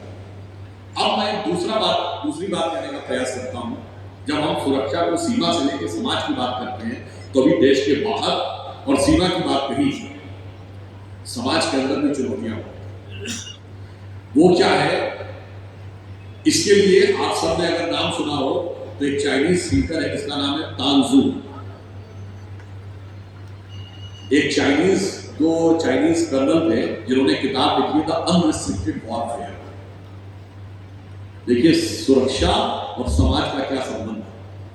अगर आप लोगों ने नहीं देखा हो तो जाकर नेट पे चेक कर लीजिएगा, उस किताब को थोड़ा सा पढ़िएगा, अनरिस्ट्रिक्टेड वॉरफेयर। अब लड़ाई कैसे होती है? जैसे कहा जाता है कि साहब अब लड़ाई सिर्फ सीमा पर गोलाबारी में नहीं होती, सुरक्षा के लिए वही चुनौती नहीं है, अब साइबर अटैक भी होता है। आपके बैंकिंग सिस्टम पर अटैक होगा, आपके एयरलाइन सिस्टम पर अटैक होगा, आपके रेलवे सिस्टम पर अटैक होगा, आपके कम्युनिकेशन सिस्टम को ब्लॉक किया जाएगा। तो अब साइबर सिक्योरिटी एक बहुत बड़ा मुद्दा है। मगर अनरिस्ट्रिक्टेड वॉरफेयर में जानते क्या लिखा है? उसमें एक नया कॉन्सेप्ट है, वो कहते हैं स्मोकलेस वॉर, यानी धुआं उड़ाने की जरूरत नहीं है, बम गोला फेंकने की, गोली चलाने की। वो क्या है? वो बड़ा ही सिस्टमेटिक कहा जाता है। और इसमें मैं एक और उदाहरण दे दूं तब आपको बेहतर समझ में आएगा। पाकिस्तान की सीनेट यानी अपर हाउस, जैसे अपने राज्यसभा, उसकी 2016 की एक कमेटी ऑफ होल की रिपोर्ट है, वो कोई भी जाके चेक कर सकता है। उसमें पॉइंट नंबर 8 और 9 पे लिखते हैं क्या कि ये मोदी की लीडरशिप में जो इंडिया में हिंदुत्व मजबूत हो रहा है, इसको काउंटर करने के लिए हमें क्या क्या करना है। तो उसमें जानते क्या लिखा है? Target the minorities. फिर अगला लिखा है try to create fault line between scheduled caste, scheduled tribes and other weaker sections of society. आगे क्या लिखा है? इसके लिए मीडिया इसके लिए सोशल ऑर्गेनाइजेशंस और जरूरत पड़ने पे समान थिंकिंग वाले पॉलिटिकल लोगों की मदद लें। ये पाकिस्तान की 2016 की रिपोर्ट अनरिस्ट्रिक्टेड वॉरफेयर में ये लिखा है कि कैसे किसी देश की सुरक्षा को कमजोर करना है कि उसकी जो ताकत है उसको कमजोरी में बदल दे। जैसे आप कहेंगे फ्री मीडिया हमारे यहां ताकत है, इतनी प्लांटिंग शुरू कर दीजिए मीडिया में, इतना प्रोपेगेंडा कर दीजिए मीडिया में कि वही ताकत कमजोरी में बदल जाए। सेकेंड, आपने कहा इंडिपेंडेंट जुडिशरी मेरी ताकत है, तो जुडिशियल प्रोसेस के थ्रू इतने हर्डल्स क्रिएट कर दीजिए या ये करवा दीजिए, ऑब्स्ट्रक्शन क्रिएट कर दीजिए कि डेवलपमेंट के काम रुक जाए, सोसाइटी के अंदर कसम शुरू हो जाए, उसको कमजोरी में बदल जाए। आपने कहा फ्री स्पीच हमारी ताकत है, तो फ्री स्पीच के द्वारा समाज के भिन्न भिन्न वर्गों में एक दूसरे के प्रति ऐसा हेट का कीड़ा भरना शुरू कर दीजिए कि वही फ्री स्पीच आपका हथियार है। फिर आपने मान लीजिए ये कहा कि डेमोक्रेसी इस देश की ताकत है, तो डेमोक्रेसी के का प्रयोग करते हुए धरना प्रदर्शन इस प्रकार के शुरू करवा दीजिए कि उसी डेमोक्रेसी को हथियार बना। ये बहुत एक सोची समझी सुविचारित योजना का अंग है। अब आप कहेंगे कैसे? मैं उदाहरण देना चाहता हूं। आज आप देखिए दक्षिण भारत में कर्नाटक के वित्त मंत्री थे डीके सुरेश, वो एक टीवी में इंटरव्यू दे रहे हैं, कहते हैं कि साउथ वाले लोग टैक्स ज्यादा देते हैं और नॉर्थ वाले कम टैक्स देते हैं। तो वो पूछता है, इससे पहले चिदम्बरम साहब बोल चुके हैं कि अगर नॉर्थ नहीं होता तो साउथ बहुत आगे होता फाइनेंशियली। अब वो कर्नाटक के मंत्री से, जबकि कांग्रेस की सरकार है, पत्रकार पूछता है तो आपका कहने का मतलब क्या है, क्या आपको देश से अलग होने की सोचना चाहिए?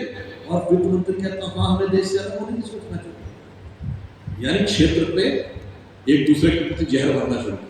अब आइए साहब, तेलंगाना के मुख्यमंत्री ने बिहार वालों के लिए क्या बोला, तमिलनाडु के मंत्री ने बिहार वालों के लिए क्या बोला, हम किसी काम को छोटा बड़ा नहीं मानते। उन्होंने क्या बोला, बिहार वाले सफाई करने के लिए आते हैं, टॉयलेट साफ करने के लिए आते हैं तमिलनाडु में। यानी एक राज्य में दूसरे राज्य के लिए नफरत करो। अब आइए साहब, आपने तमिल हिंदी का भाषा का विवाद सुना होगा, पर कन्नड़ हिंदी का विवाद तो पहले कभी नहीं सुना, इधर सुनाई पड़ने लगा। मराठी और उत्तर भारतीय जनसंख्या को लेके प्रॉब्लम रहती थी, मराठी और हिंदी भाषा को लेकर लड़ाई कभी नहीं थी। मराठी हिंदी की तो स्क्रिप्ट भी है, अब मराठी हिंदी को लेकर शुरू हो गए। अब आप आइए, वैसे ऑन द लाइटर नोट कहें कि जो नेता लोग कहते थे हिंदी मराठी में झगड़ा करवाने के लिए, सबके घर की बर्थडे पार्टी और शादियों में हिंदी के बॉलीवुड के गाने बजते हैं। खैर, अब आप आइए, आने वाले समय में आप देखिएगा बंगला हिंदी की लड़ाई, यानी भाषा पे एक दूसरे के विरुद्ध नफरत पैदा कर, फिर जाति पे एक दूसरे के विरुद्ध नफरत पैदा कर,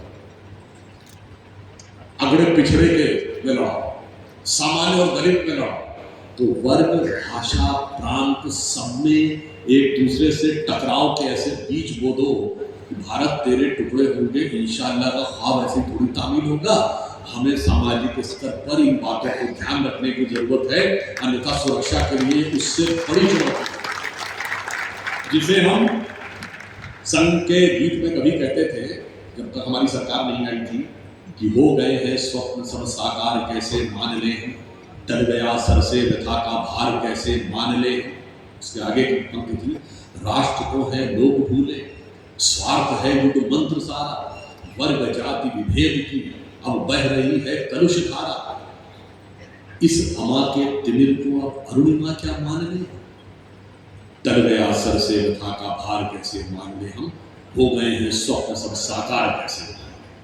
और ये बात मैं ऐसे ही नहीं कह रहा हूं, आप सबने सुना होगा कि तमिलनाडु में कॉन्फ्रेंस हुई डेडिकेशन ऑफ सनातन धर्म। ये बयान नहीं था, ये कॉन्फ्रेंस थी, और उस कॉन्फ्रेंस में बाकायदा कहा जा रहा आगे बढ़ के कि साहब इसको वायरस सिद्ध करिए, इसको HIV सिद्ध करना है, इसको डेंगू कहना है, इसको मलेरिया कहना है। और ये बात 2022 में शुरू हुई है तमिलनाडु में, और सिर्फ तमिलनाडु में DMK की सरकार नहीं कर रही है, आप जाके चेक करिए 2021 में दुनिया की बड़ी बड़ी यूनिवर्सिटीज में कॉन्फ्रेंस हुई, डिसमेंटलिंग ग्लोबल हिंदुत्व। ये शुरू वहां से हुआ है। एक हेनरी लुसी फाउंडेशन है जिसमें एक सो कॉल्ड इंडोलॉजिस्ट है क्रिस्टोफर ज़ेफरलॉक, जिसने मार्च 2021 में उसको एक प्रोजेक्ट दिया गया, $4 लाख प्रोजेक्ट के लिए दिए, सर्वे करने के लिए किया। और प्रोजेक्ट क्या है? How to tackle Hindu majoritarianism in India. और उस प्रोजेक्ट रिपोर्ट में लिखा है इसके लिए कास्ट के इशू को बढ़ाना है। तो मैं इसलिए आपसे कह रहा हूं, सुरक्षा को लेकर अब लड़ाई के मायने बदल रहे हैं। समाज के अंदर किस प्रकार से टकराव बिखराव पैदा करने के षड्यंत्र चल रहे हैं, उसे समझना चाहिए। अब यहां पर मैं एक और बात भी कहना चाहता हूं, उन सारे षड्यंत्रों को समझते हुए कई बार हम स्वयं अपने आप में ऐसी चीजों से ग्रस्त हो जाते हैं, इंफीरियरिटी कॉम्प्लेक्स से, कि हम उसको सच मान लें। मैं एक छोटा सा उदाहरण देता हूं। एक टीवी डिबेट में होता है तो एक विपक्षी प्रवक्ता कहने लगे कि रामचरितमानस की चौपाई से हमें बड़ी आपत्ति है कि जब शबरी के द्वार पर भगवान राम पहुंचते हैं तो वो कहती है, अधम जाति में जड़मति भारी कहीं अस्तुति करो तुम्हारी। तो ये अधम जाति शब्द क्यों कहा, मुझे इस पे आपत्ति है। मैंने कहा महोदय जरा इसके आगे की चौपाई बताइए। आगे की तो पढ़ाई नहीं गई है। जो एजेंडा बाहर वालों ने तय किया है, पूरे रामचरितमानस में 1,16,000 शब्द हैं, तो 15-16 शब्द निकाल कर उन्होंने 1,16,000 में एजेंडा तय करके दिया है। तो महोदय को आगे की लाइनें नहीं पता थी। मैंने कहा ये वाक्य तो शबरी बोल रही है और भगवान क्या बोल रहे हैं, कह रघुपति सुनी भामिनी बाता मानव एक भगत करना। मैं सिर्फ भक्ति का नाता मानता हूं। अब उसके आगे वो उसको फर्दर क्वांटिफाई कर रहे हैं तीसरी चौपाई में। वो क्या कहते हैं, जात पात कुल धर्म बढ़ाए, धन बल परिजन गुण चतुराई। इन 10 चीजों से मैं नहीं मिलता। जात पात कुल धर्म बढ़ाई, धन बल परिजन गुण चतुराई। इन 10 से मैं नहीं मिलता। अगर भक्ति ना हो तो आगे वो कहते हैं, भगत हीन नर मोहे ऐसे जल बिन बारिद लागे। मतलब अगर ये सारी चीजें हो और भक्ति ना हो तो ऐसे ऐसे बादल हो, बादल में पानी हो। अब आप बताइए, पूर्ण सत्य ये है और आधा सत्य दिखाकर टकराव का प्रयास किया जाता है। और मैंने फिर उनसे भी कहा, जो आपकी पार्टी में बड़ा नेता आता है तो आप कहते हैं मैं तो आपका बच्चा हूं, क्या रियल में उसको बाप कह रहे हैं क्या? मैंने कहा है साहब, आइए साहब, मैं तो आपके बच्चे की तरह हूं, मैं तो आपका बच्चा हूं। बोलते हैं कि नहीं, तो आप उसके स्वागत में कहते हैं। जैसे ऑन द लाइटर नोट में कहूं, एक चुटकुला है कि एक नवाब साहब थे, तो जैसे हमारे यहाँ लखनऊ में नवाबों का था, बड़ी नजाकत नफासत की वो होती है, तो वो अपनी हवेली दिखाने लगे। अब उनके गरीब आदमी से दोस्ती हो गई, उन्होंने हवेली दिखाई और कहा है कि साहब ये है मेरा गरीब खाना। वो बेचारा कंफ्यूज हो गया, इतना शानदार इनका मकान हवेली, ये कह रहे हैं गरीब खाना। तो एक बार नवाब साहब उसके घर चले गए, उसका बेचारा छोटा सा झोपड़ी नुमा मकान था। तो वो कहता है, अगर इनका ये गरीब खाना था तो मैं अपने क्या करूं? तो कहता साहब आपका तो गरीब खाना था, ये हमारा देखिए, हमारा तो पाखाना है। तो मैं ये कह रहा हूं, कुछ चीजें प्रतीक में कहीं जाती है, मगर उसको कनेक्ट करने का प्रयास और उसको लेकर समाज में लड़ाई लड़वाने का प्रयास निरंतर किया जाता है। हमें इससे बहुत सावधान रहना। जैसे मैं एक और दूसरा उदाहरण दूं, एक और सज्जन हमसे डिबेट कर रहे थे, तो वे बाबा जी हैं जो आजकल फेमस है, बहुत युवा है।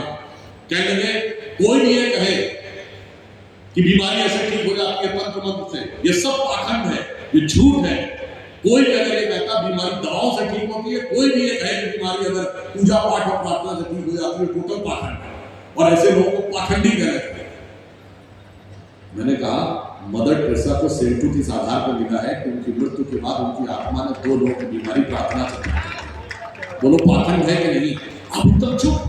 मैंने कहा बोलो भाई, आप कह रहे मदर टेरेसा की मौत थोड़ी। मैंने कहा वाह भाई वाह, यहाँ पे इतना लंबा लंबा ज्ञान दे रहे थे और वहां पर तुरंत पीछे। अब एक दूसरा उदाहरण देखिए। एक सज्जन आकर कहने लगे कि साहब भारतीय समाज तो बड़ा पैट्रियार्कल है, पितृसत्तात्मक है। और इसमें भी आप ध्यान करिए कैसे कैसे शब्दों का प्रयोग किया जाता है। पितृसत्तात्मक शुद्ध संस्कृत निश्चय कि हमारी सामाजिक व्यवस्था ऐसी थी। तो मैंने उनसे कहा अच्छा 4 बीवी रखना पैट्रियार्कल है कि नहीं, हलाला पैट्रियार्कल है कि नहीं, ये बताइए तलाक का अधिकार सिर्फ पुरुष को है, ये पैट्रियार्कल है कि नहीं।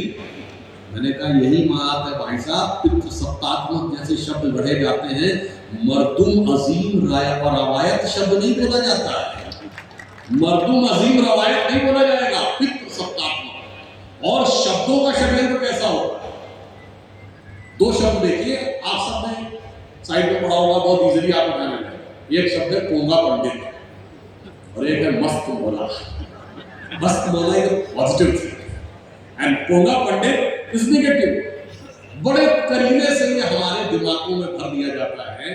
अब मैं दूसरी एक बात भी कहूं, कभी आप देखिए तो भारत से जितने धर्म जो हिंदू फैमिली के धर्म, उनके साथ इज्म वर्ड जोड़ा है। हिंदुइज्म, बुद्धिज्म, जैनिज्म, सिखिज्म, क्योंकि इज्म के साथ निगेटिव एंगल भी आता है, पॉजिटिव निगेटिव दोनों। मगर आपने क्रिश्चियनिज्म वर्ड सुना है या इस्लामिज्म वर्ड सुना है ना, इज्म वहां नहीं जोड़ना, इसलिए यहां जोड़ना। अब आप और आइए, इससे एक स्टेप और आके जाइए। देखिए अभी चंद्र ग्रहण पड़ा था, चंद्र ग्रहण की जो डेट निकली तो जो पंडित पंचांग से बता रहा था और जो नासा की फिजिकल ऑब्जर्वेटरी बता रही थी, डेट में कोई अंतर था क्या या टाइम में कोई अंतर था? नहीं। और हमारे यहाँ ग्रहण लगा ये देख के नहीं बताया जाता, 12 घंटे पहले सूतक लग जाता, मंदिरों के द्वार बंद हो जाते, 1 बजे से सूतक लग गया, जबकि चंद्र ग्रहण रात में होने वाला। यानी जो ये बता रहा है और हमारा इतना सटीक पंचांग है जो 5000 साल से चला आ रहा है, वो जो देख के बता रहा वो तो पोंगा पंडित है। मगर इस सैटेलाइट के दौर में चांद निकल आया है, ये दिखाई पड़ने के बाद भी जब तक मौलवी साहब नहीं कहेंगे तब तक नहीं माना जाएगा चांद निकलने में वो मस्त होगा।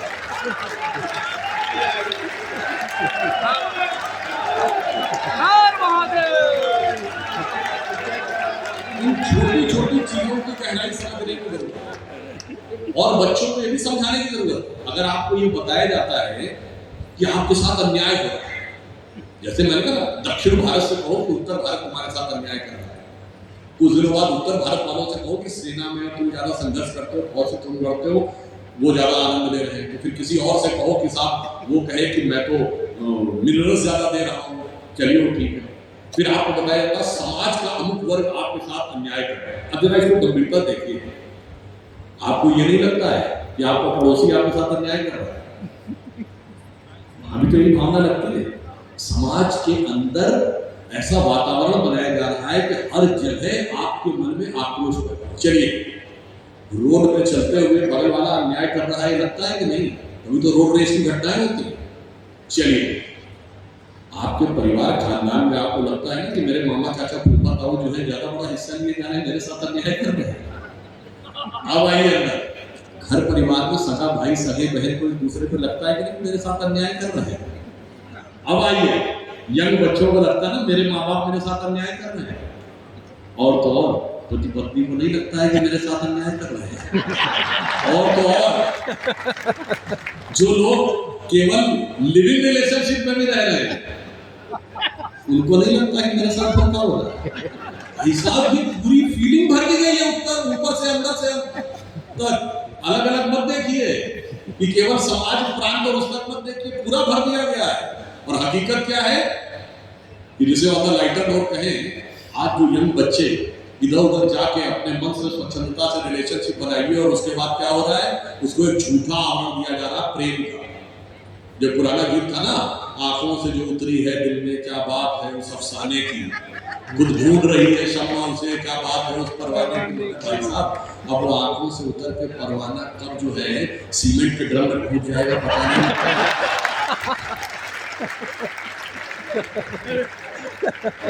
इसलिए समाज की सुरक्षा को चौकस रखने के लिए भी बहुत जरूरी है। और मैं ये भी बताऊं, आप सब शिक्षक हैं, बच्चों को बताइए कि रामायण हमें शिक्षा देती है, जब रावण सीता हरण करने के लिए आया था तो राक्षस का देश बना के नहीं आया, वो साधु का देश बना के आया।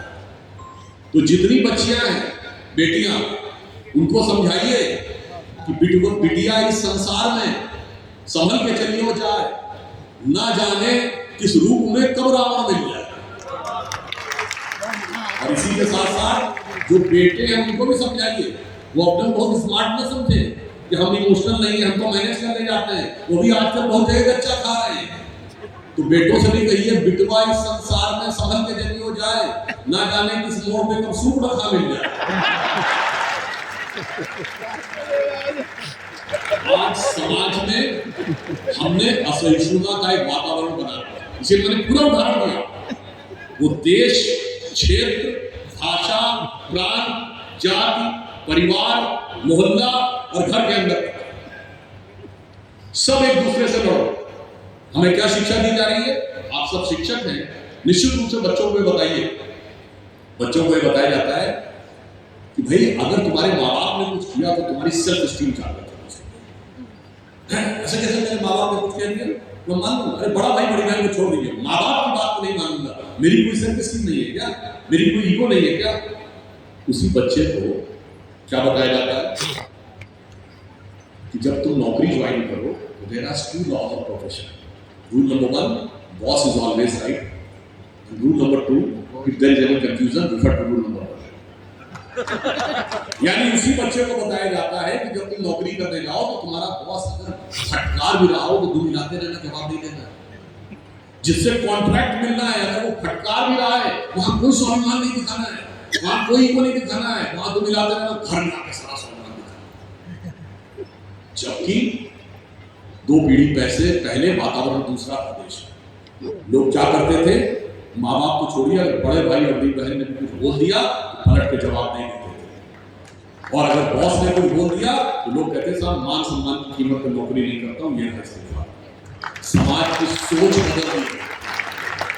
ये जो समाज की सोच बदली जा रही है ना, ये मैंने इसलिए आपको अनरिस्ट्रिक्टेड वॉरफेयर और सारी बातें बताई।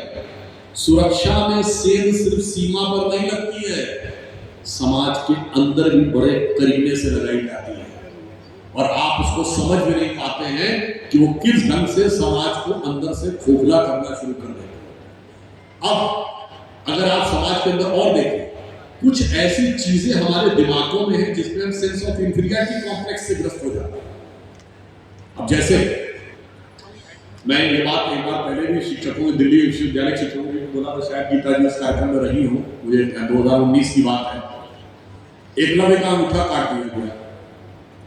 अब हमने उनसे पूछा कि आप में से कितने लोगों ने महाभारत में स्वयं पढ़ा है, तो किसी ने भी नहीं कहा। हमने कहा था कितने लोगों को पता है महाभारत के कौन से चैप्टर में है, वो भी किसी को नहीं पता, जबकि सब अपने विचार से जुड़े हुए। फिर उनसे कहिए कि साहब चलो वो भी नहीं पढ़ा, कम से कम जो एकलव्य वाला एपिसोड था महाभारत का वो जाके देख लीजिए यूट्यूब। ऐसी इमेज बना दी गई कि वो सीधा साधा ट्राइबल था और उसका अंगूठा कटवा दिया गया। फैक्ट ये नहीं था। फैक्ट क्या था कि जब एक आपने कहानी सुनी ना, कुत्ते का मुंह बाणों से भर जाता है, अर्जुन आते हैं और कुत्ते के मुंह से बाण निकालते हैं तो मुंह में एक भी घाव नहीं होता है। तो अर्जुन चकित होते हैं, कहते हैं ये बाण जो है सामान्य बाण नहीं है, ये तो दिव्य अस्त्र है।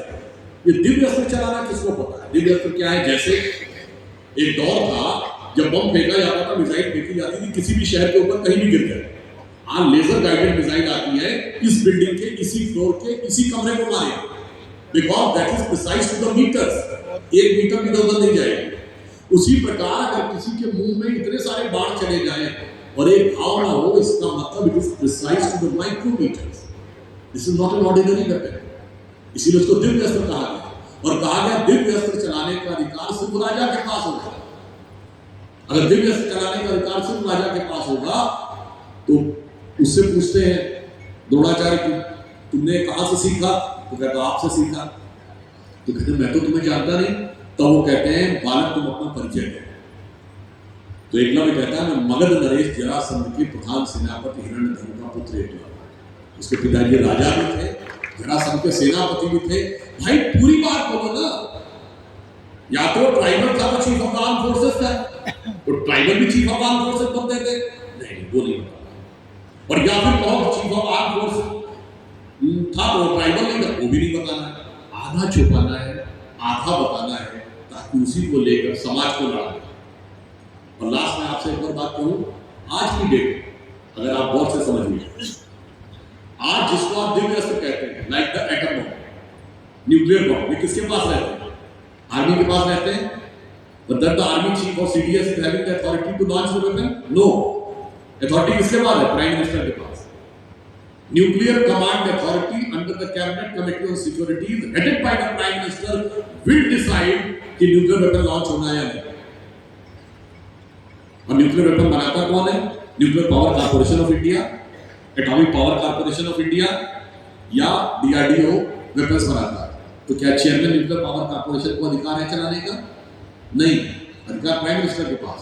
तो उसी ढंग से एक लॉ क्या है? CDS, chief of the defence staff, Dronacharya क्या है? Chairman of the atomic power corporation.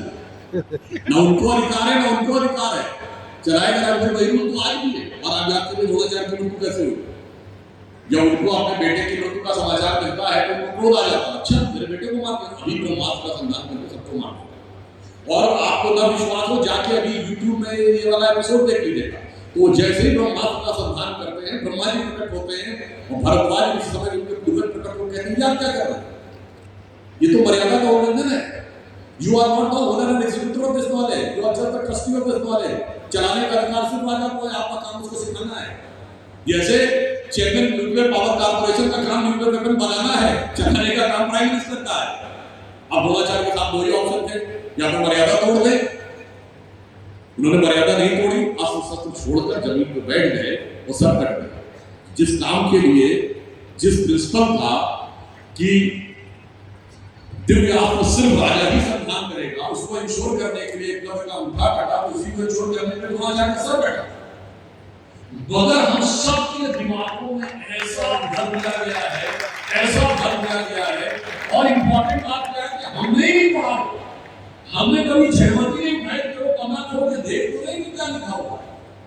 वो मैकाले मार्क्स वालों ने ऐसा दिमाग में भर दिया, ऐसा दिमाग में भर दिया कि हम पूरी तरीके से उससे सब्जुगेट कर। अब मैं छोटा सा एक उदाहरण आपको देना चाहता हूँ। दीपावली का पर्व आता है, दूसरा हो जाता है, पटाखे चल जाते हैं, इस दिमाग में भर दिया गया।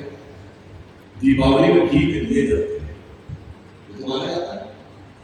इसका मतलब हमारा देश इतना समृद्ध था कि इतनी प्रचुर मात्रा में घी होता था कि सब लोग अपने घर पे घी के दियों की कतार बना सके। ये कितना बड़ा गर्व का विषय है। जिस चीज का हमें स्वाभिमान होना चाहिए उसमें हमारे दिल में योगदान जरूर है। अब आइए सब, इंडिया की फूड हैबिट्स खराब है, ये बड़ा डीप फ्राइड होता है। आपको तो सुना होगा ना, डीप फ्राइड है।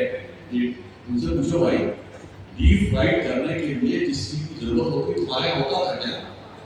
या तो घी चाहिए डीप फ्राइड करने के लिए, घी तुम्हारे होता ही नहीं था। आज आप 5 स्टार होटल में जाएं, विदेश में जाएं, तो घी के लिए क्या कहता है? क्लियर बटर, यानी उनका बेंचमार्क बटर ही है। घी का शब्द ही नहीं है उनके यहाँ, क्लियर बटर। और यहाँ पे एनिमल फैट होता। तो फैक्ट ये था कि हाँ तुम्हारे पास डीप फ्राइड करने का मटेरियल नहीं, फिर तुमने हाइड्रोजनेटेड घी बनाया, डालडा, जो कि रूम टेम्परेचर पर सॉलिड है, इसी आर्टरीज में जमता है। घी रूम टेम्परेचर पर सॉलिड नहीं है, इसलिए आप देखा होगा आपने कि गर्मी में घी पिघला हुआ रहता है, जाड़े में घी जमा हुआ है। जबकि जो हाइड्रोजनेटेड घी है, यानी जो वनस्पति घी है, वो गर्मी में ठोस रहता है, आपने देखा होगा। इसलिए वो ब्लॉकेट हो रहा है तो पानी में खाने के सिस्टम में। आप सोचिए कि आपके दिमाग में कैसे कैसे इंफीरियरिटी कॉम्प्लेक्स भरने का प्रयास किया जाता है, और फिर समाज में बिखराव पैदा करने के लिए कैसे कैसे बढ़िया गोलियां गढ़ी जाती है। आज बाहर से आए, अब देखिए कितनी मजेदार बात है, आज बाहर से चले, काम चले, आम से चले, फिर स्टडीज के मैदान में आए, फिर वहां से सेंट्रल एशिया में, वहां से अफगानिस्तान काम होते हुए उत्तर भारत में, उत्तर भारत में आगे रुक गए। ना बर्मा गए, ना थाईलैंड गए, ना वियतनाम गए, आगे गए नहीं, तो साउथ इंडिया में गए।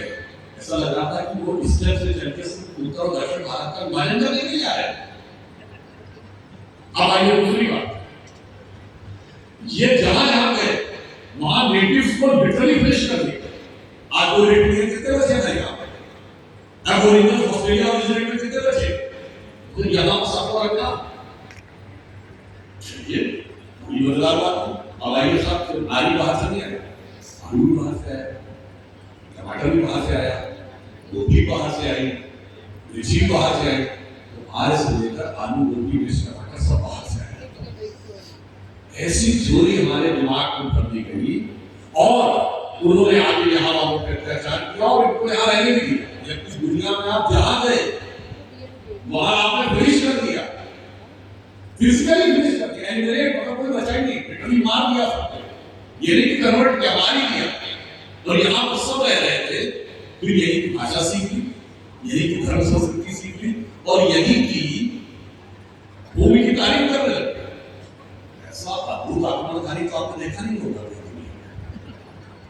मतलब जो ये कहे आकर संस्कृत में गायत्री देवा की कहानी धन्यात्म भारत भूमि भागा स्वर्गा पौर्गास्पद भाग्य हेतु बहुत भूया पुरुषार्थत्वा, यानी भारत भूमि धन्य है। देवता जिसकी स्तुति में गीत गाते हैं क्योंकि देवताओं की योनि में हजारों वर्ष रहने के बाद भी मनुष्य के रूप में यहाँ जन्म लेने को दालाई करते हैं क्योंकि यही मोक्ष भूमि।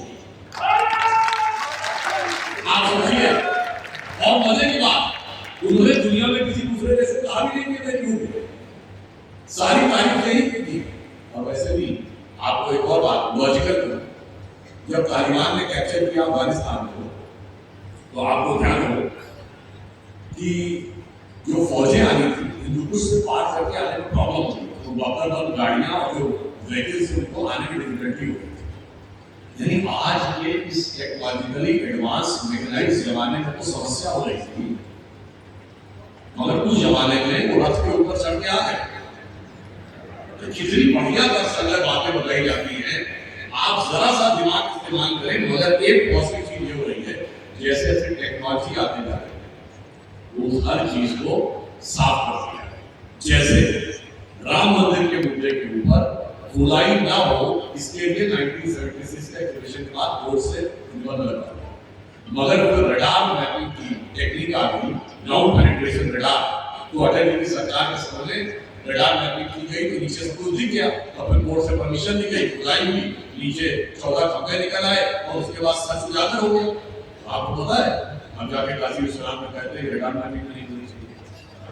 यानी जो कम्युनिस्ट कहते हैं साइंटिफिक प्रूफ की बात करो, साइंटिफिक प्रूफ की बात करो, कोर्ट जाते हैं कि साइंटिफिक प्रूफ नहीं दिया जाना चाहिए। और सोचिए कैसी मजेदार बात। और एक और बात जो मैंने जैसे पहले उदाहरण के लिए कहा, थोड़ा सा आप का इस्तेमाल करें तो समझ में आएगा कि समाज में कितना झूठ फैलाया जा रहा है। आगरे का ताजमहल सबने देखा होगा, आगरे के ताजमहल के बारे में कहा जाता है उसके नींव पे आमूस की लकड़ी लगेगी, एबोनी को। क्यों? क्योंकि वो जमुना के किनारे कभी बाढ़ आ गई तो उसकी नींव धंस सकती है, और आमूस की लकड़ी खासियत चूंकि वो लकड़ी है तो वो प्लेटफॉर्म का काम करेगी, वो डूबने नहीं पाएगा। और जब एकमात्र लकड़ी है आमूस की लकड़ी जो नमी सोखने के बाद और मजबूत होती है, बीट नहीं होती, तो इसमें लगाइए कितनी सुंदर ही दे देंगे। ये बताइए जो लोग रेगिस्तान से आए थे पहाड़ बाढ़ से बचने की टेक्नोलॉजी कितनी सुंदर कहानी बताई गई और कितनी आसानी से हमने एक्सेप्ट कर ली। और इसमें भी किसी को समस्या हो, आजकल एक समस्या हो, आप भारत के बारे में पॉजिटिव बोलिए तो सोशल मीडिया पे दर्जनों लोग बैठे रहते हैं जो गुलामी की मानसिकता से इस कदर व्यवस्थ है, लेकिन हमारे कुछ अच्छा नहीं था, हमारे कुछ भी साइंटिफिक नहीं था, ये सब गलत था, चिल्लाने लगते हैं। तो मैं उन सब लोगों को चैलेंज करके कहता हूँ भाई चेक कर लो, बॉलीवुड पाई कहाँ जाती है? दक्षिण भारत से लेकर इंडोनेशिया, सबसे ज्यादा दक्षिण भारत और श्रीलंका में पाई जाती है। क्यों? ये तो सेमी एरिड रीजन से वहां ज्यादा पाई जाती है, क्योंकि प्रकृति ने ऐसा बनाया है कि जिन इलाकों में नमी अधिक रहती है वहीं ऐसी लकड़ी बनाई गई है जो नमी को सोख कर भी बची रहती है। ऐसा वहां पाई नहीं जाती थी, न नदी वहां पाई जाती थी, न बॉलीवुड वहां पाई जाती थी, न नमी वहां पाई जाती थी। उसके बावजूद आपने गजब का सीखा, गजब का बनाया और गलत को बता दिया और हम सबने मान लिया। इसलिए आज के समय में हमें इन सारी चीजों को समझने की जरूरत है। और एक और बात, आप लोग सब शिक्षक हैं, इसलिए मैं ये बात भी बताना चाहता हूँ। तो कहा जाता है कि भारत में पढ़ने का विचार, पढ़ने का अधिकार अमुक्त था या अमुक्त नहीं था। आप सबने जिनका भी इंटरेस्ट होगा निश्चित रूप से कभी न कभी नाम जरूर सुना होगा मद्रास प्रेसिडेंसी की टॉमस मुनरो की रिपोर्ट 1820 में, बंगाल प्रेसिडेंसी की विलियम एडम्स की रिपोर्ट उसी समय का। वो कहती है भारत का साक्षरता दर 90 से 95। बंगाल प्रेसिडेंसी की विलियम एडम्स की रिपोर्ट ये कहती है कि बंगाल प्रेसिडेंसी में 1 लाख गांव और 1 लाख स्कूल है। और इंपॉर्टेंट बात है कि बिल्कुल को स्कूल नहीं माना और 19,000 कॉलेजेस है। और उसमें बच्चों की जातिवार संख्या नहीं लिखी है, टीचरों की भी जातिवार संख्या लिखी है। वो कहता है बंगाल प्रेसिडेंसी में 2 जातियों के सबसे ज्यादा टीचर है, ब्राह्मण और कायस्थ। ये कॉन्स्टिट्यूट 40%, 60% अन्य जातियों का, जिसमें आज हम शेड्यूल कास्ट की हो जाती है, जिनको सो कॉल्ड हायरार्की में सबसे निचले पायदान में रखा गया। उस जाति के कितने शिक्षक हैं, ये ब्रिटिश सरकार की रिपोर्ट में लिखा। और ये रिपोर्ट कोई सर्वे रिपोर्ट नहीं है, ये गवर्नर कहा गया था, गवर्नर का आदेश था एक डिस्ट्रिक्ट मजिस्ट्रेट गांव में जाकर वेरीफाई करे। तो रिपोर्ट इस तरह से है कि इस स्कूल में 23 बच्चे, इसमें 38 बच्चे, इसमें 35 बच्चे और ये लोग इस वर्ग के हैं, ये टीचर है, इस आधार पर रिपोर्ट बनी। क्या क्या सब्जेक्ट पढ़ाया जा रहा है वो भी है। एक हमने 3 अप्रैल 1823 की जगदलपुर जिले की रिपोर्ट देखी है, जिसमें कुल मिलाकर वो कह रहा है कि हमारे तालुके में 561 गांव हैं और 561 स्कूल हैं। और इन स्कूलों में कुल बच्चों की संख्या 6,900 है। और उस 6,900 में जिनको आज की डेट में नॉन जनरल कहते हैं, यानी ब्राह्मण क्षत्रिय में से हटा दीजिए, वो 4,900 बच्चे हैं। 6,900 ये ब्रिटिश सरकार की रिपोर्ट है, जो कि ब्रिटिश पार्लियामेंट में 1812 में सबमिटेड है। जब फिर भी मेरे इस बात को लेकर कुछ लोग अभी जो सोशल मीडिया पर कूदेंगे, तो मैं उनको ये भी बता देना चाहता हूँ, ये बात महात्मा गांधी ने 1931 में रॉयल सोसाइटी ऑफ लंदन में चैथम हाउस में दिए गए लेक्चर में ये कहा था कि 100 ईयर बिफोर, यानी 1931 से 100 साल पहले, यानी 1820 के आसपास, Indian education system was a beautiful dream and Britishers have uprooted and destroyed। उसके बाद कई अंग्रेज आप हमला हो गए थे कि आप ऐसा कैसे कह दिया। तो एक मिस्टर फिलिप हॉटलॉक थे, वो गांधी जी के पीछे पड़ रहे कि मुझे इसका रिटर्न प्रूफ चाहिए। जब गांधी जी यमुना जेल में थे तो उन्होंने लेटर लिख के पूछा कि हमें इसका रिटर्न प्रूफ चाहिए। तो उन्होंने कहा मिस्टर केटी शाह, बाद में नेशनल असेंबली के मेंबर, ये इसका जवाब देंगे। और केटी शाह ने विलियम एडम्स की रिपोर्ट और टॉमस मुनरो की रिपोर्ट दोनों उनको भेजी। तब जाकर मिस्टर फिलिप हॉटलॉक चुप हुए और वो विलियम एडम्स की रिपोर्ट कैलकाटा यूनिवर्सिटी ने 1939 में रिपब्लिश की। अब आप लोगों ने ये बात उठेगी कि अगर ये सच था कि हम इतने पढ़े लिखे, तो हम फिर साक्षरता से नीचे कैसे आए? आप सोचेंगे नीचे कैसे आए? अब मैं बताता हूँ कैसे नीचे आए। जैसे आप कल्पना करिए, आप तालिबान कब्जा कर लेते और उनका हिंदी, अंग्रेजी या कोई भारतीय भाषा का पढ़ा लिखा मतलब लिटरेट नहीं, अरबी फारसी मतलब लिटरेट, तो सडनली हमारी लेवल पे एससीओ क्या आ जाएगी नहीं। अब आप कहेंगे ठीक है साहब, आपकी सरकार आ गई तो हमने करिकुलम में अरबी फारसी को इंक्लूड कर लेते हैं। No, all schools give. अब हम भी मदद से खोलेंगे, इसी में एडमिशन लेना पड़ेगा और उसमें अरबी और फारसी की प्रोफिशिएंसी होगी, वही एजुकेटेड माना जाएगा। Exactly the thing happened at the time of Macaulay 1835। उस समय दो ही भाषाएं सबको पता थी, संस्कृत और जो भी हमारी क्षेत्रीय भाषा थी। उसने कहा ये लैंग्वेज में पढ़ा लिखा मतलब पढ़ा लिखा नहीं, अंग्रेजी पढ़ा लिखा का मतलब पढ़ा लिखा। And all schools give recognise. अब ब्रिटिश गवर्नमेंट जो स्कूल खोलेगी उसमें ही आपको एडमिशन लेना पड़ेगा। उसमें पढ़कर जब आप आएंगे और फिर सर्वे आता है, पहला जनगणना 1871 में 50 साल बाद आपको आपको 2% मिलेगा। ये सारी चीजें फैक्ट है जो अब वर्क साहब, और इसमें षड्यंत्र कितना बड़ा होगी, एक सेकंड में आपको बता दूं। स्कूल खुले 1837 उसके बाद यूनिवर्सिटीज का पूरी 1855 के आसपास, बॉम्बे कलकत्ता मद्रास, ये 18 साल बाद यूनिवर्सिटीज को खुली, क्योंकि स्कूल से बच्चा निकलकर 18-19 साल बाद यूनिवर्सिटी पहुंचा। तो उन्होंने एक पौधा रोपा, उसे यूनिवर्सिटी कर दिया। 1855 में यूनिवर्सिटीज खुली, कांग्रेस का 1885 30 साल बाद। क्यों? जब बच्चा यूनिवर्सिटी से पास आउट होता है तो अर्ली 20 में होता है, 22-24 साल का होता है। 30 साल के बाद जब अर्ली 50s में होता है तब वो समाज में डिसीजन मेकिंग पोजीशन में आता है। 50-55 की उम्र के आसपास आप ऐसे पदों पर पहुंचते हैं जहां समाज के निर्णय को प्रभावित कर सकते हैं। तो सोचिए 1837 स्कूल, 1855 यूनिवर्सिटीज, 1885 कांग्रेस, पूरा एक सिस्टम बनाया गया कि किस ढंग से इस देश के विचार को अपने हिसाब से मैनिपुलेट करना है, और उसके द्वारा बोले गए विश्व बीज आज भी समाज में विद्यमान है। दुख की बात ये थी आजादी के बाद हमें इसको समाप्त करना चाहिए था, मगर नैकाने के बाद मार्क्स का वायरस आ गया और मार्क्स ने उसको और ज्यादा मार्क्सिस्टों ने उसको खराब करना शुरू कर दिया। और मजे की बात यह है कि मार्क्स एक ऐसे विचारक थे जो न कभी भारत आए, न भारत की कोई भाषा जानते थे, न भारत का कोई ग्रंथ पढ़े थे, मगर वो सबसे बड़े कम्युनिस्टों के ज्ञान के प्रतीक बन के बैठ गए भारतीयता के ऊपर। और 60 के दशक में, मैं डिटेल में नहीं आना चाहता, केजीबी की आर्काइव्स जो भी क्लासिफाई होते हैं उसको पढ़िए तो आपको समझ में आएगा कि इस देश के अंदर यहाँ की धर्म संस्कृति और समाज में टकराव पैदा करने के लिए क्या क्या स्टेप्स लिए गए थे, जिसे वहां के एक जासूस जो कि 60 और 70 के दशक में पत्रकार बनकर रहता था, यूरी बेजलेव, उसने अपने संस्मरण में कहा है कि 4 स्टेजेस में इस सोसाइटी को डिस्ट्रॉय करके कम्युनिस्ट बनाना था। नंबर 1 एज ऑफ डीमोरलाइजेशन, पहले दिमाग में करना था तुम्हारा समाज, धर्म, संस्कृति, परिवार सब डीमोरलाइजेशन। देन वो मुद्दे हम क्रिएट करेंगे। Then second stage of destabilisation, अब उसको लेकर आंदोलन खड़े कर रहे हैं, वो मुद्दे तो थे नहीं, हमने क्रिएट किए। थर्ड स्टेज ऑफ रिवॉल्यूशन, अब आंदोलनों को हिंसक संघर्ष में बदल देना।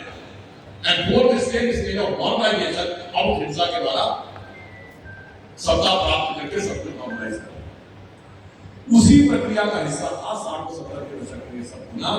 इसलिए आज यदि हमें समाज को सुरक्षित रखना है, राष्ट्र को सुरक्षित रखना है, तो हमारे सीमा से लेके समाज और परिवार के अंदर नहीं, हमारे दिमाग के अंदर भी क्या क्या भरा हुआ है, उस सारी चीजों के ऊपर हमें क्लैरिफिकेशन के साथ आगे बढ़ना होगा।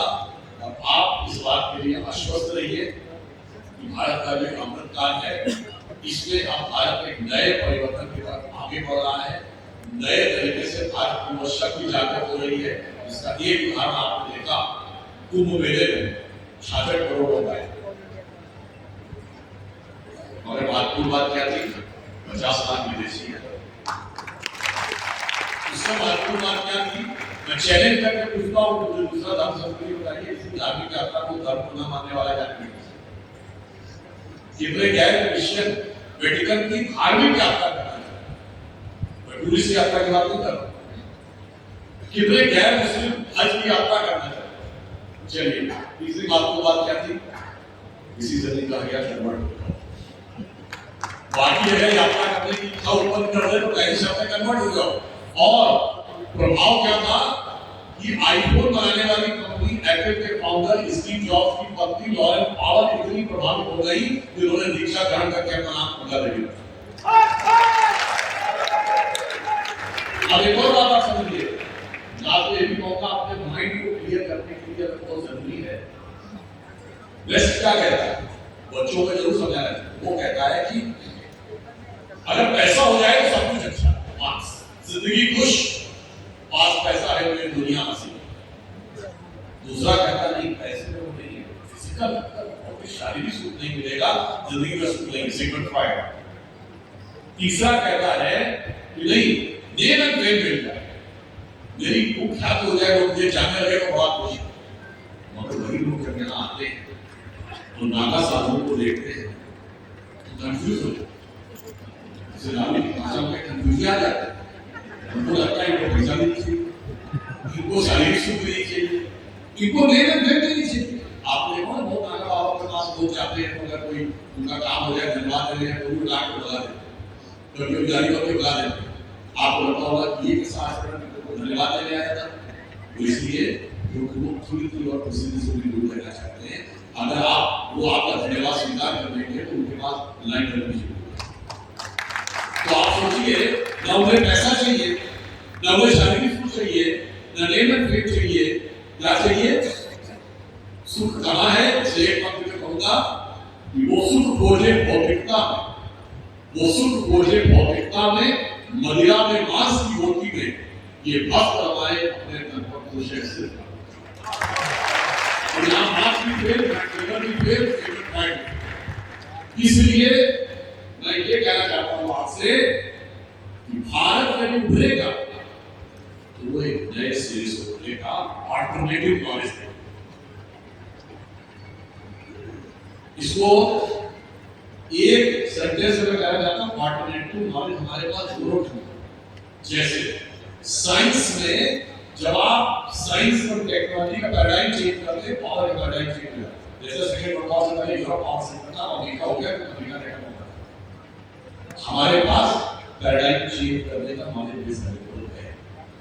जैसे मोदी जी ने योग की शुरुआत की, तो जो FDA food and drug administration America का फार्मास्यूटिकल रिसर्च बहुत आगे है। अगर हम आयुर्वेद और योग का पालन करें तो 80% चीजों की जरूरत ही नहीं, तो हमसे बहुत आगे। आप रिसर्च में जो बिलियंस ऑफ डॉलर खर्च किए, 80% मामलों में आपको दोबारा फिर एक्सीडेंट और बहुत ही गंभीर बीमारियों की आवश्यकता है। अब आप आइए सोचिए, एक छोटा सा उदाहरण देखिए साहित्य में। साहित्य में हमारे यहाँ इतना उत्कृष्ट कोटि का साहित्य, मैंने भी बोला रामचरितमानस में 1,16,000 शब्द है, और कालिदास को तुलसीदास से बड़े कवि थे, फिर भी क्या कहा जाता है कालिदास को शेक्सपियर ऑफ इंडिया।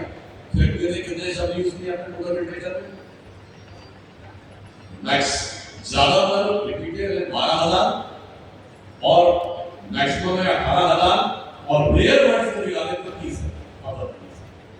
18,000 शब्द का प्रयोग करने वाला, लाखों शब्दों को प्रयोग करने वालों के आगे कह रहे हैं कालिदास को शेक्सपियर ऑफ इंडिया।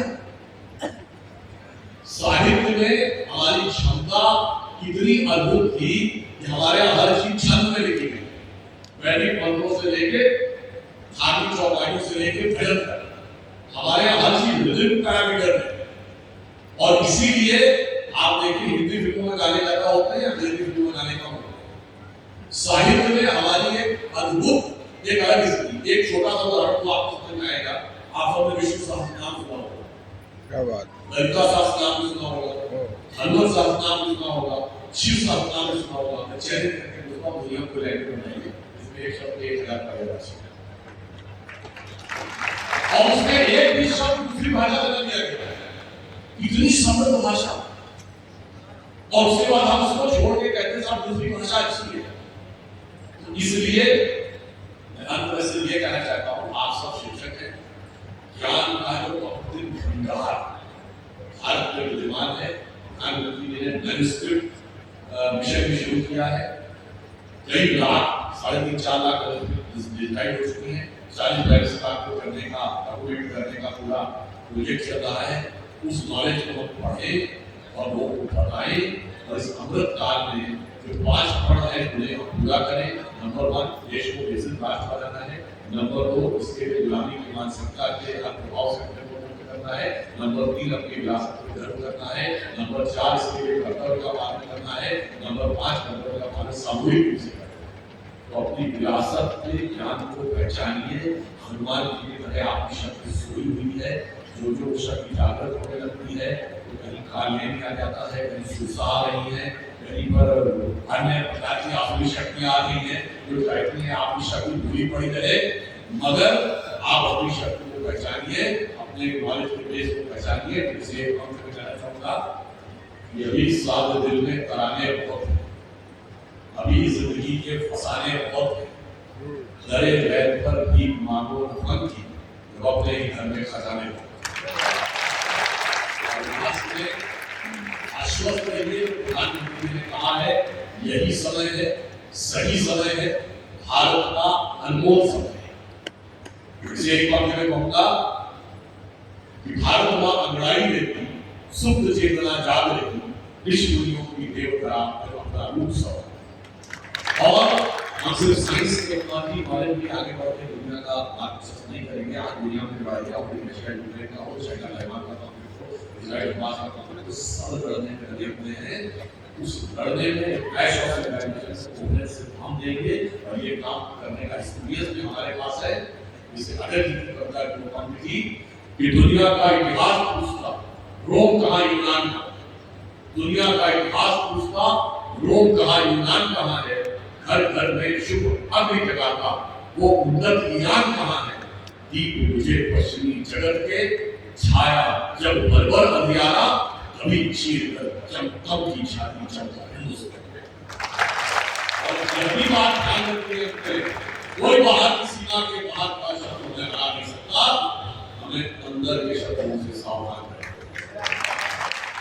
हम कभी नहीं हारे हैं दुश्मन के छंदों से, हम तो सदा हारे हैं अपने घर के जयचंद से। बस इनको आप पहचाने रखिएगा, तो इतने पे आप सजग रहिए कि कहीं गए बात हमें इस देश के पहरेदारों से समझ रहना अपने घर में छिपे हुए करता। इसको पहचाने रखिए, जितने राक्षस वेश वाले साधु वेश वाले राक्षस घूम रहे हैं और कहीं पर सुप्रथा दूसरा भी बनाकर घूम रही है, बहुत सी शक्ति और मंत्राएं घूम रही है भारत को लड़ाने के लिए। बस याद रखिए, गांधी ने कहा है कि 25 वर्ष का अमृत काल है कि वो आधार बनाएगा, 1000 साल तक भारत का मार्ग प्रशस्त करेगा, यानी 1000 साल तक की दृष्टि हो, 10,000 साल पुराने गौरवशाली इससे प्रेरणा है। तो ये पंक्ति ध्यान रखिएगा कि गौरवशाली का भूत का पास, गौरवशाली का भूत भविष्य भी महान है अगर हमारे आप से